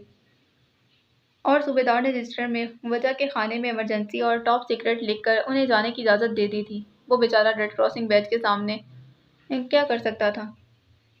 بہرحال اس نے اپنا فرض انجام دے دیا تھا اور مارٹن اور مارشل تیزی سے اجازت ملتے ہی واٹر کلیننگ پلانٹ کے مین گیٹ میں داخل ہو گئے تھے۔ اندر 3 جگہ انہیں ریڈ کراسنگ بیجز اور ایمرجنسی لکھانا پڑا تھا، تب وہ پلانٹ کی اصل عمارت تک پہنچ سکے تھے۔ پلانٹ کی اصل عمارت کے مین گیٹ میں داخل ہوتے ہی ایک آفیسر نے ان کا استقبال کیا تھا۔ جب وجہ پوچھنے پر اس نے ایمرجنسی ٹاپ سیکرٹ بتایا تو پھر اس نے بطور گائیڈ اپنی خدمات پیش کی تھیں۔ No mister, it is top secret, اسی لیے ہم آپ کو نہیں بتا سکتے۔ بہرحال آپ بھی واٹر اسٹور ہال دکھا دیں، تھینک یو، مارشل نے تحکمانہ لہجے میں جواب دیا۔ یس سر، کم ود می، آفیسر نے اس بات میں سر ہلاتے کہا، اور پھر وہ ان دونوں کو لے کر پلانٹ کے برآمدوں میں ہوتا ہوا پلانٹ کے آخری ذخیرے کی جانب چل پڑا تھا۔ پلانٹ کے مختلف بڑے بڑے کمروں میں مشینیں چل رہی تھیں۔ جلدی وہ ایک ایسے دروازے کے قریب پہنچ گئے جس کے باہر اسٹور لکھا ہوا تھا۔ دروازہ بند تھا۔ اسے کھولیے، ہم اندر جانا چاہتے ہیں، مارشل نے گائیڈنگ آفیسر سے کہا۔ بہتر سر، میں اسے کھولنے کے آرڈر لے آتا ہوں، آپ اس فارم پر دستخط کر دیجیے۔ آفیسر نے ہاتھ میں پکڑی فائل اسے تھما دی تھی۔ ایک فارم نکالتے ہوئے کہا، تو ہمیں آپ نے وہیں کیوں نہ کہہ دیا؟ مارشل نے غصے میں کہا، کیوں آپ ہمارا وقت برباد کرنا چاہتے ہیں؟ سوری سر، آج ہی اس کے متعلق ہیڈ کوارٹر سے آرڈر موصول ہوئے ہیں کہ بغیر آفیسر انچارج کے حکم کے کوئی اسٹور روم میں داخل نہیں ہو سکتا، اسی لیے مجھے خیال نہیں رہا، سوری، ویری سوری۔ آفیسر نے خجالت آمیز لہجے میں جواب دیا۔ مارٹن اور مارشل نے فارم کے نیچے دستخط کیے اور پھر فارم آفیسر کے انہوں نے بڑے ہی مہم سے دستخط کیے تھے تاکہ ان دستخطوں سے ان پر کوئی حرف نہ آ جائے۔ آفیسر فائل لیتے واپس پلٹ گیا تھا۔ تقریباً 5 منٹ خاموشی سے پورے ہو گئے تھے۔ دوبارہ آفیسر برآمدے میں نظر آیا۔ اس بار کے ساتھ 5 سپاہی بھی اسٹین گنیں تھامے ہوئے آئے تھے۔ خطرہ، مارشل نے بڑبڑاتے ہوئے مارٹن سے کہا، اور مارٹن بھی آفیسر کے ساتھ ان سپاہیوں کو دیکھ کر چونک گیا تھا، لیکن اب وہ کیا کر سکتے تھے؟ آپ ہمارے ساتھ چلیے، آفیسر انچارج نے آپ کو آفس میں طلب کیا ہے، آفیسر نے ان کے قریب پہنچتے ہوئے کہا۔ ویسے اس کی آنکھوں میں پیدا ہونے والی پراسرار چمک سے مارشل اور مارٹن سمجھ گئے کہ معاملہ گڑبڑ ہو چکا ہے۔ مارشل سوچ رہا تھا کہ کمند کہاں آ کر ٹوٹی، جبکہ وہ اپنا مشن تقریباً مکمل کر چکے تھے۔ مارشل نے مارٹن کی طرف دیکھا اور پھر معمولی سی آنکھ دبا کر اسے اشارہ کیا تھا۔ چلیے صاحب، مارشل نے آفیسر سے کہا، اور پھر جیسے ہی آفیسر مڑا، مارشل اور مارٹن نے انتہائی پھرتی سے جیب سے ریوالور نکال کر آفیسر اور سپاہیوں پر گولیوں کی بارش کر دی تھی۔ باقی سپاہیوں کو فائر کرنے کی مہلت ہی نہ ملی کیونکہ حملہ انتہائی اچانک اور بھرپور کیا گیا تھا، مگر ایک سپاہی کو موقع مل گیا۔ اس نے اسٹین گن سیدھی کی اور پھر ٹریگر دبا دیا تھا۔ اسٹین گن کا رخ مارٹن کی ہی طرف تھا۔ مارٹن نے بچنا چاہا مگر اسٹین گن سے نکلی ہوئی گولی کی بوچھاڑ نے اسے تڑپنے کا موقع ہی نہ دیا۔ ادھر اسی لمحے مارشل نے سپاہی کو بھی گولی مار دی تھی اور وہ صرف مارٹن کا شکار کر کے خود بھی شکار ہو گیا تھا۔ مارشل نے لپک کر سپاہی کی اسٹین گن اٹھائی اور دوسرے لمحے ہی اسے دروازے پر اسٹین گن کی گولیوں کی بوچھاڑ کر دی۔ فائرنگ کی آواز سے سارا پلانٹ گونج اٹھا تھا، چنانچہ دوسرے لمحے پورے پلانٹ میں خطرے کے الارم گونجنے شروع ہو گئے۔ اسٹین گن کی گولیوں نے دروازے کے پرخچے اڑا دیے تھے اور مارشل بھی دروازے کو دھکیلتا اندر داخل ہو گیا تھا۔ یہ ایک بہت بڑا ہال تھا جس میں صاف پانی ٹھاٹھے مار رہا تھا۔ دروازے کے قریب ہی ایک اونچی سیڑھی چھت تک جاتی تھی اور چھت کے قریب ہی بڑے بڑے تختوں سے بنا ہوا اسٹیشن تھا تاکہ وہاں کھڑے ہو کر اسٹور کا معائنہ کیا جا سکے۔ مارشل اندھا دھند سیڑھیاں چڑھتا چلا گیا۔ اب اسے برآمدے میں بھاگتے قدموں کی آوازیں آنے لگی تھیں۔ जल्द ही वो बोर्ड तक पहुंच चुका था। टाइगर नफसियाती मौलिज रशीद खालिद के राना हाउस से निकलते ही अपनी मोटरसाइकिल पर राना हाउस पहुंच चुका था। जैसे ही उसकी मोटरसाइकिल राना हाउस के करीब पहुंची, डॉक्टर की कार भी राना हाउस के गेट से बाहर निकली थी। इमरान ने चूंकि डॉक्टर का हुलिया उसे बतला दिया था, इसलिए वो उसे देखते ही पहचान गया। उसने मोटरसाइकिल उसकी कार के पीछे डाल दी थी। काफ़ी फासला देकर उसका ताक़ुब करने लगा। डॉक्टर की कार मुख्तलिफ सड़कों से गुजरती सर्कुलर रोड पर पहुंची और फिर सर्कुलर रोड की अजीम शान इमारत मुमताज़ मंजिल के सामने जाकर रुक गई थी। टाइगर ने भी अपना मोटरसाइकिल थोड़े से फासले पर रोक लिया था और फिर जब उसने डॉक्टर को कार से उतरकर इमारत के अंदर दाखिल होते देखा, तो वो भी मोटरसाइकिल से उतरा था और फिर मोटरसाइकिल स्टैंड करके वो भी इस इमारत की जानिब बढ़ा था। जल्दी वो उसके सदर दरवाजे में दाखिल हुआ। ये कमर्शियल बिल्डिंग थी जिसकी हर मंजिल में मुख्तलिफ फिल्मों के ऑफिस थे, इसीलिए अब वो लचकर रह गया कि डॉक्टर न जाने कहाँ गया है।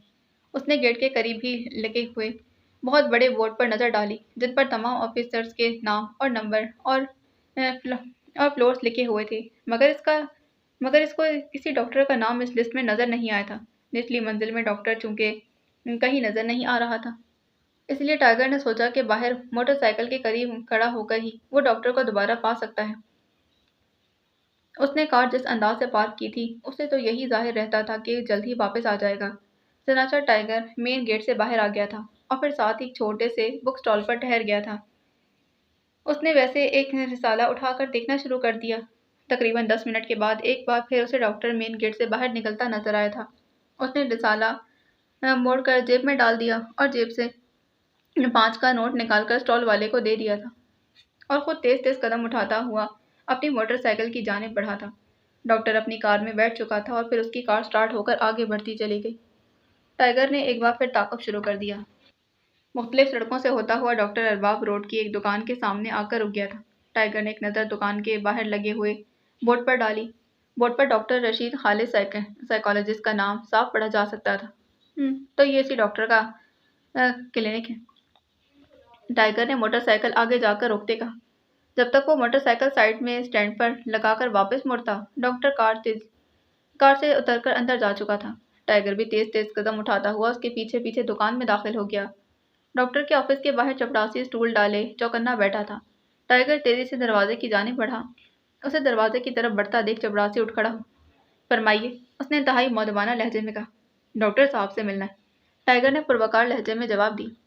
ठहरिए, मैं डॉक्टर साहब से इजाज़त ले लूं। चपड़ासी वापस मुड़ा, मगर टाइगर ने उसके कंधे पर हाथ रखकर उसे रोक दिया था। इजाज़त लेने की ज़रूरत नहीं, डॉक्टर साहब मेरे दोस्त हैं, टाइगर ने कहा और फिर वो पर्दा उठाकर अंदर दाखिल हो गया। चपड़ासी हैरत से सर हिलाता रह गया। डॉक्टर अपनी मेज़ के पीछे बैठा किसी को टेलीफोन करने में मसरूफ़ था। उसने ही को टाइगर को अचानक अंदर दाखिल होते हुए देखा तो वो अपनी बात मुनक़ता करके फ़ौरन रिसीवर क्रेडिट पर डाल किया था। उसके चेहरे पर नागवारी और गुस्से के तासुरात नुमाया थे। आप बगैर इजाज़त अंदर क्यों आए? आखिर वो अपने आप को इस बात के कहने से रोक नहीं सका था। सॉरी डॉक्टर, दरअसल मैं आपके पास हाजिर ही इसीलिए हुआ था कि मुझे मर्ज़ है कि मैं हर जगह बिला इजाज़त दाखिल हो जाता हूँ, जिसके लिए महज मुझे बाज़ औक़ात शर्मिंदगी उठानी पड़ती। टाइगर ने कुर्सी पर बैठते अपना मर्ज़ बतला दिया था और डॉक्टर उसे बगौर देखता रहा। ज़ाहिर है वो उसे इस मसले पर मज़ीद क्या कहता, जब मुकाबिल हो ही इसका मर्ज़ के मरीज़, तो फिर वो क्या कर सकता है। फरमाइए, मैं आपकी क्या खिदमत कर सकता हूँ? डॉक्टर ने बौखलाहट में अजीब सा फ़िक्रा कह दिया था। डॉक्टर साहब, मैंने बतलाया तो है कि मैं आपसे इलाज करवाने आया हूँ। मुझे बिला इजाज़त दाखिल होने का मर्ज़ है। टाइगर डॉक्टर की बौखलाहट से महसूस होते हुए बोला। अच्छा, अब तफसील से अपना मर्ज़ बतलाइए, डॉक्टर ने एक तवील सांस लेते हुए टाइगर से कहा। इससे पहले कि टाइगर कोई जवाब देता, टेलीफोन की घंटी ज़ोर से बज उठी थी। डॉक्टर ने चौंक कर रिसीवर उठा लिया। यस, डॉक्टर स्पीकिंग, डॉक्टर ने कहा। दूसरी तरफ से न जाने क्या कहा गया कि डॉक्टर ने जवाब में कहा, थोड़ी देर बाद मैं खुद फ़ोन करके तमाम रिपोर्ट दे दूँगा। फ़िलहाल मेरे पास एक मरीज़ बैठा है। और फिर रिसीवर रख दिया था। अच्छा डॉक्टर साहब, मैं चलूँ? मुझे एक ज़रूरी काम याद आ गया है। आप भी शायद मसरूफ़ हैं, मैं फिर आऊँगा। टाइगर अचानक ज़हन में आने वाले ख़्याल के तहत उठ खड़ा हुआ। बैठिए तो सही, आप कहाँ चल दिए? डॉक्टर टाइगर के इस तरह अचानक उठ खड़े होने पर बौखला गया था। माफ़ कीजिए डॉक्टर साहब, अचानक चले जाने का भी मर्ज़ है मुझे। मैं मजबूर हूँ, फिर कभी हाज़िर होऊँगा। टाइगर ने सपाट लहजे में जवाब दिया और फिर कमरे से बाहर निकल गया। चपड़ासी उसके इतनी जल्दी बाहर आने पर हैरत भरी नज़रों से देखने लगा, लेकिन टाइगर दरवाजे से निकलकर आगे नहीं बढ़ा था। लेकिन वहीं दरवाजे की बाईं साइड में ही करीब पर रुक गया था। चपरासी ने कुछ बोलना चाहा, मगर टाइगर ने अपने मुंह पर उंगली रखकर उसे खामोश रहने का इशारा किया। टाइगर का अंदाज कुछ ऐसा पुरस्कार और तहक्कुमाना था कि चपरासी को कुछ जरूरत ना हुई थी। वो खामोश होकर हैरत भरी नजरों से टाइगर को देखने लगा। टाइगर को हस्बे तवक्का टेलीफोन के नंबर डायल करने की आवाज़ सुनाई दी और उसका चेहरा अपने ख्याल की तस्दीक पर चमक उठा था। जल्दी डॉक्टर की मध्यम सी आवाज़ उसके कानों में पड़ी थी। यस बॉस, मैं जुल्फी बोल रहा हूँ। बॉस, वो दरअसल अचानक एक मरीज आन टपका था, इसीलिए मैंने रिसीवर रख दिया था। डॉक्टर की आवाज़ उसे मध्यम होने के बावजूद साफ सुनाई दे रही थी। इसी दौरान चपरासी, जो शायद अपने हवास मुजतमा कर चुका था, उसने अपनी वफादारी के पेश नज़र दोबारा कुछ बोलना चाहा, मगर दूसरे लम्हे टाइगर के हाथ में रिवॉल्वर चमकने लगा था। जाहिर है रिवॉल्वर का रुख चपरासी की तरफ ही था और टाइगर की आंखों में दरिंदों की सी चमक थी। रिवॉल्वर और टाइगर की आंखों की चमक ने चपरासी पर खातिर ख्वाह असर किया था और वो बुत की तरह बैठा रह गया था। टाइगर को इत्मीनान हो गया कि कम अज़ कम चपरासी नहीं बोलेगा। अब सिर्फ उसे खतरा इतना था कि दुकान में कोई और शख्स ना आ जाए। डॉक्टर की आवाज़ बदस्तूर उसके कानों में आ रही थी। वो देख रहा था। बॉस, आपका अंदाज़ा बिल्कुल दुरुस्त रहा। उन्होंने इमरान को चेकअप के लिए मुझे ही बुलाया था। यस बॉस, मैंने बड़ी कामयाबी से डॉक्टर खालिद रशीद का किरदार अदा किया है। इन लोगों को मुझ पर बिल्कुल शक नहीं हुआ। यस बॉस, मेरे ख्याल में इमरान पर तजुर्बा बेहद कामयाब रहा है। अब एक हकीर एक किस्वे की तरह बेज़रर हो चुका है। वैसे भी इंजेक्शन लगाते ज़्यादा देर नहीं गुजरी। जो जो वक्त गुजरेगा वो ख़त्म होता जाएगा। दूसरे आदमी को मैंने पहचाना नहीं। वैसे उसके मुतालिक मालूमात करने के लिए मैं मुमताज़ मंजिल में सीक्रेट इंफॉर्मेशन एजेंसी के पास भी गया था। उनकी मालूमात के मुताबिक राना ज़फ़र अली संदूकी दारुल हुकूमत का रईस आज़म है और कतई तौर पर तनहा और बेज़रर ज़िंदगी गुजारने वाला शख्स है। इमरान की उसके साथ खासी पुरानी दोस्ती चली आ रही है। बॉस, राना कतई तौर पर वो आदमी नहीं लगता जो इमरान को किले से निकाल कर लाया था। वो आदमी बेहद फुर्तीला था, मगर राना स्मार्ट जिस्म का मालिक होने के बावजूद सुस्त और काहिल नजर आता है। और दूसरा, वो ज़हनी तौर पर हमेशा बदहवास और उलझा हुआ महसूस होता है। यस बॉस, मैं वक्तन फ़वक्तन इमरान के मुतालिक मालूमात करता रहूँगा। आप बेफिक्र रहें। वैसे मुझ पर एतमाद करें, इमरान अब वो नहीं रहा जो पिछले केस के दौरान था। ठीक है, अगर मरकज़ी हुकूमत ने मेरी खदमात हासिल कर ली तो मैं आपकी हिदायत के मुताबिक उनसे गुफ्तगू करूँगा, वरना फिर आपकी तजवीज़ के मुताबिक उन्होंने जिस साइकोलॉजिस्ट की खदमात हासिल की, मैं उसका रूप धार लूँगा। बेहतर जनाब, शुक्रिया। और फिर रिसीवर रखते अ, और फिर रिसीवर रखे जाने की आवाज़ सुनाई दी। ये गुफ्तगू वक्फों से होती रही और टाइगर सिर्फ डॉक्टर की बात ही सुन चुका था। वैसे डॉक्टर की गुफ्तगू से वो बॉस से कहे गए फ़िक्रों का बखूबी अंदाज़ा कर सकता था। इसका काम ख़त्म हो चुका था, मगर अब एक काम रह गया था और वो था चपरासी का इंतज़ाम। ज़ाहिर है टाइगर के जाने के बाद चपरासी डॉक्टर को इस बात से आगाह कर देता कि टाइगर डॉक्टर की गुफ्तगू सुनता रहा है, तो तमाम प्लान ही दरम-बरम हो जाता। चनाचा गुफ्तगू ख़त्म होते ही टाइगर ने चपरासी को उठने का इशारा किया और ये इशारा चूंकि उसने रिवॉल्वर की नाल से किया था, इसीलिए चपरासी को मजबूरन उठना पड़ा।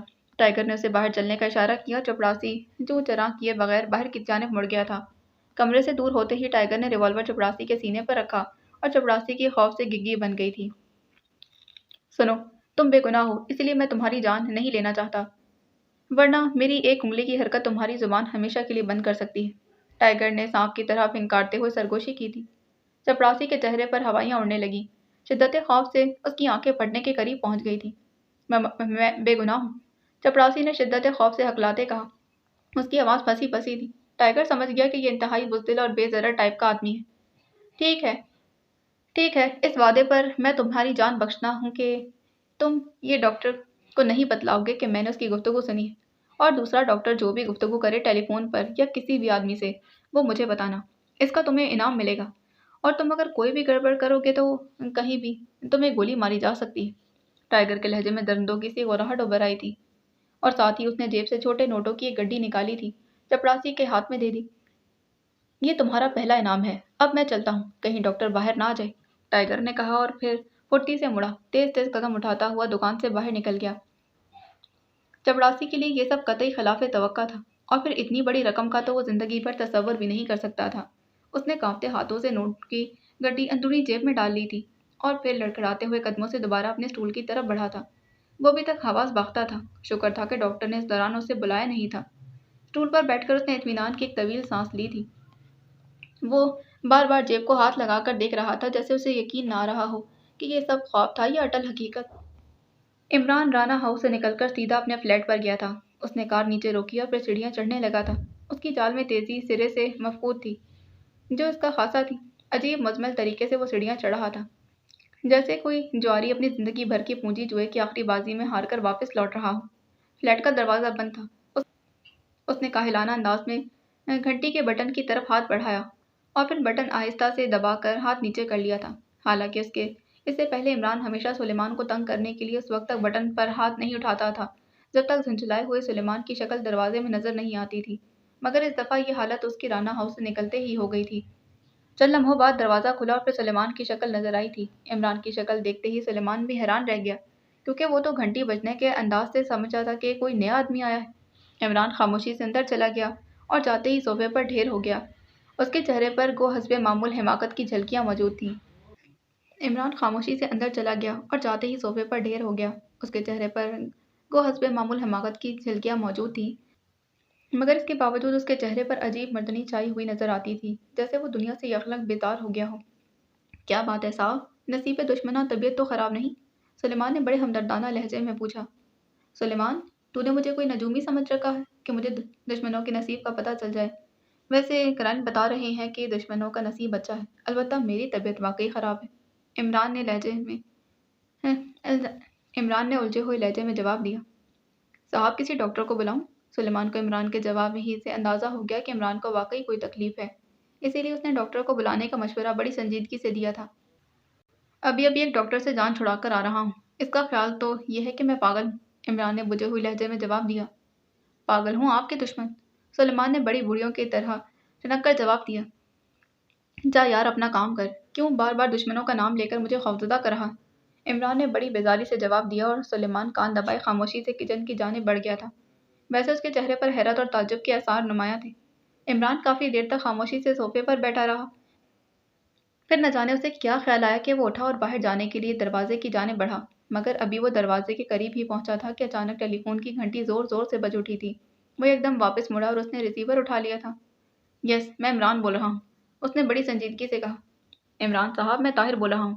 ابھی مجھے کیپٹن شکیل نے اطلاع دی ہے کہ وہ صفدر اور چوہان جولیا کے فلیٹ میں موجود تھے کہ کسی پراسرار گیس کی وجہ سے بے ہوش ہو گئے۔ بعد میں جب انہیں ہوش آیا تو وہ جولیا فلیٹ سے غائب تھی اور پورے فلیٹ کا سامان الٹ پلٹ ہوا پڑا تھا، جیسے کسی نے بڑی تفصیلی تلاشی لی ہو۔ دوسری طرف سے بلیک زیرو نے رپورٹ دی تھی۔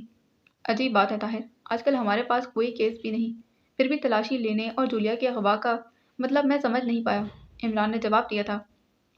عمران صاحب، آپ بھول رہے ہیں، نامعلوم مجرم اپنا کام شروع کر چکے ہیں۔ آپ کو یاد نہیں کہ پہلے آپ کو اغوا کر کے پرانے قلعے لے جایا گیا تھا اور پھر قلعہ تباہ کر دیا؟ بلیک زیرو نے اسے یاد دلاتے کہا۔ اوہ ہاں، میں تو بھول ہی گیا تھا، لیکن اس سے جولیا کے اغوا کا مسئلہ تو حل نہیں ہوتا، عمران نے کہا تھا۔ عمران صاحب، آپ کو کیا ہو گیا ہے؟ جب سے آپ قلعے سے واپس آئے ہیں آپ میں غیر معمولی تبدیلی آ گئی، بلیک زیرو نے جھنجھلا کر جواب دیا۔ میں ٹھیک ٹھاک ہوں، بس ذرا طبیعت گری گری سی رہتی ہے۔ بہرحال تم تحقیقات کرواؤ اور پھر مجھے رپورٹ بتلاؤ کہ کیا نتیجہ نکلا ہے، عمران نے بیزاری سے کہا اور پھر ریسیور رکھ دیا تھا۔ اس کا انداز بتا رہا تھا جیسے بلیک زیرو نے اسے بتلا کر خواہ مخواہ ہی وقت ضائع کیا۔ ریسیور رکھ کر عمران واپس مڑا۔ گھنٹی ایک بار پھر زور زور سے بجنے لگی۔ کیا مصیبت ہے؟ ٹیلی فون نہ ہوا، مصیبت ہو گئی، عمران نے بیزاری سے بڑبڑاتے کہا اور پھر دوبارہ ریسیور اٹھا کر کان سے لگا لیا تھا۔ کون بول رہا ہے؟ اس نے سنجیدگی سے پوچھا۔ میں سلطان بول رہا ہوں، عمران فوراً میرے پاس پہنچو، ایک انتہائی ضروری کام ہے۔ دوسری طرف سے سر سلطان کی آواز اس کے کانوں میں پہنچی تھی۔ اچھا، میں آ رہا ہوں، عمران نے جواب دیا، پھر ریسیور رکھ دیا۔ ریسیور رکھ کر عمران دوبارہ دروازے کی طرف بڑھا اور چند لمحوں بعد اس کی کار درمیانی رفتار سے سڑک پر دوڑتی سر سلطان کی کوٹھی کی طرف بڑھنے لگی۔ عمران کو نہ جانے کیوں آج یہ احساس ہو رہا تھا جیسے اس نے ذرا بھی رفتار بڑھائی تو ایکسیڈنٹ ہو جائے گا اور وہ مر جائے گا۔ اسے آج موت سے بے پناہ خوف محسوس ہو رہا تھا۔ یہ ایک تلخ حقیقت تھی کہ موت کی آنکھوں میں آنکھیں ڈال کر مسکرانے والا عمران اب ایک انتہائی بزدل آدمی کی طرح موت سے خوفزدہ ہوتا، اور جو وقت گزرتا چلا جا رہا تھا اس کا خوف بڑھتا چلا جا رہا تھا۔ لیکن وہ بخیر اور خوبی سر سلطان کی کوٹھی میں داخل ہو گیا۔ اس نے کار پورچ میں روکی اور پھر اتر کر ڈھیلے قدموں سے ڈرائنگ روم کی طرف بڑھا تھا۔ برآمدے میں موجود ملازم نے اسے دیکھتے ہی بڑے معدبانہ انداز میں سلام کیا اور ساتھ ہی دروازے پہ پڑا ہوا پردہ اٹھایا۔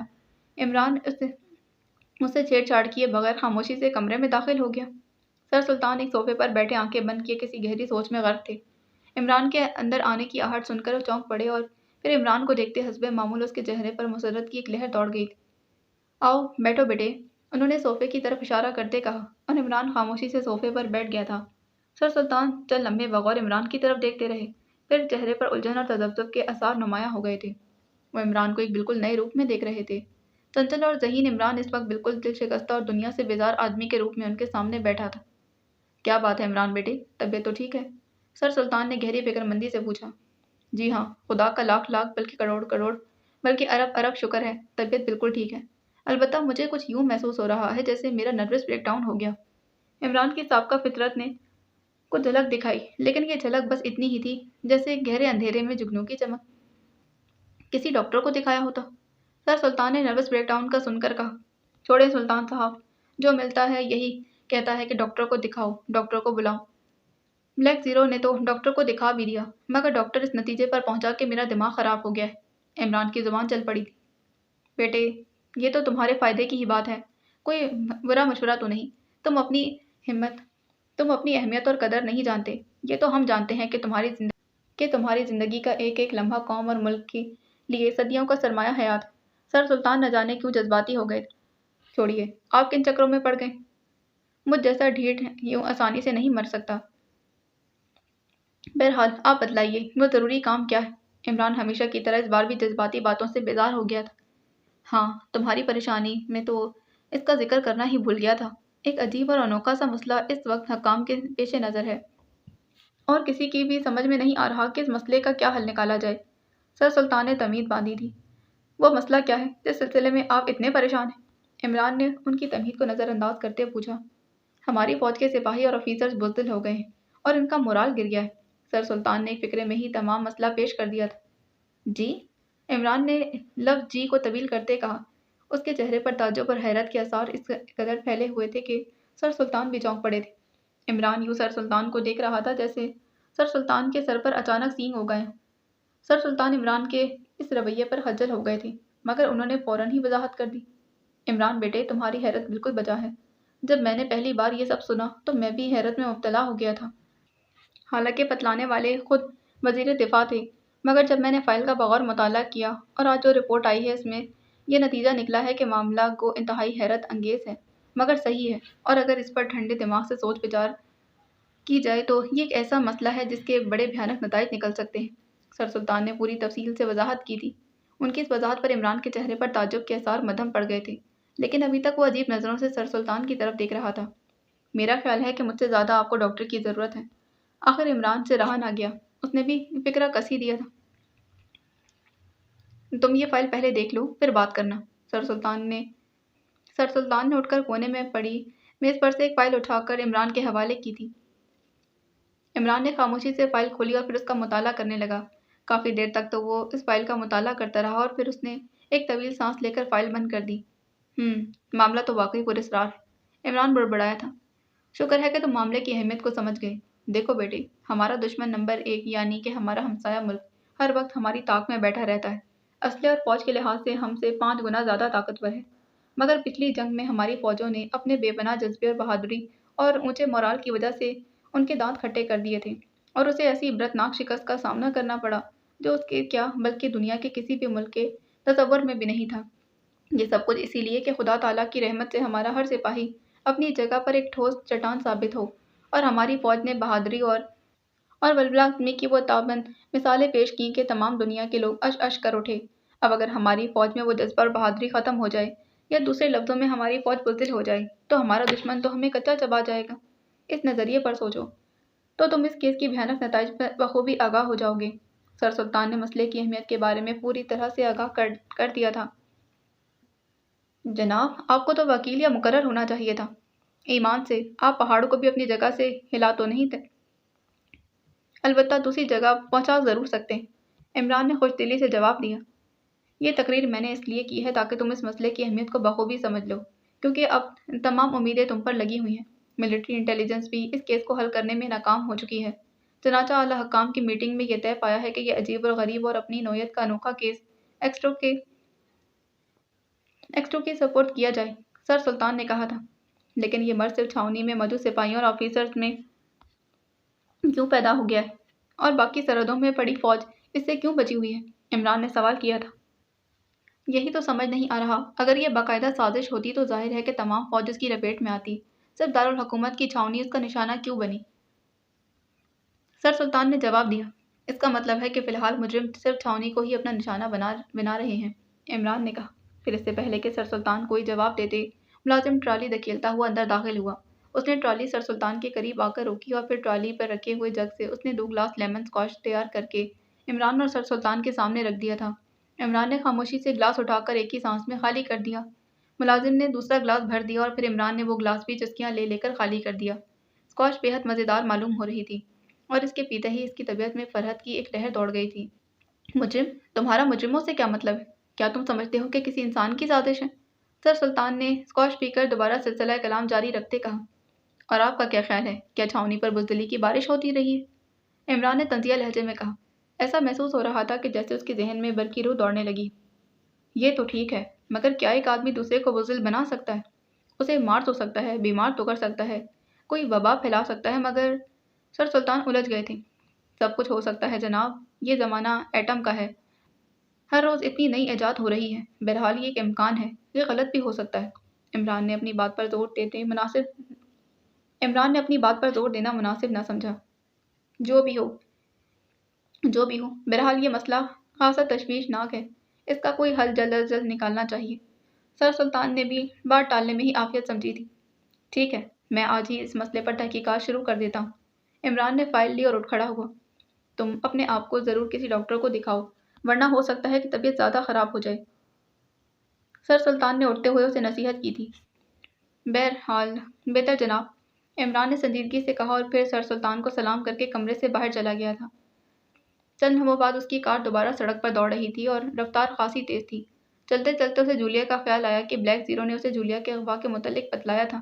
نہ جانے اس وقت اس کی ذہنی روح بھٹک گئی تھی کہ اس کی اہمیت کا احساس ہی نہیں ہوا تھا۔ عمران نے سوچتے ہوئے کار کا رخ صدر کے فلیٹ کی جانب کر دیا تھا۔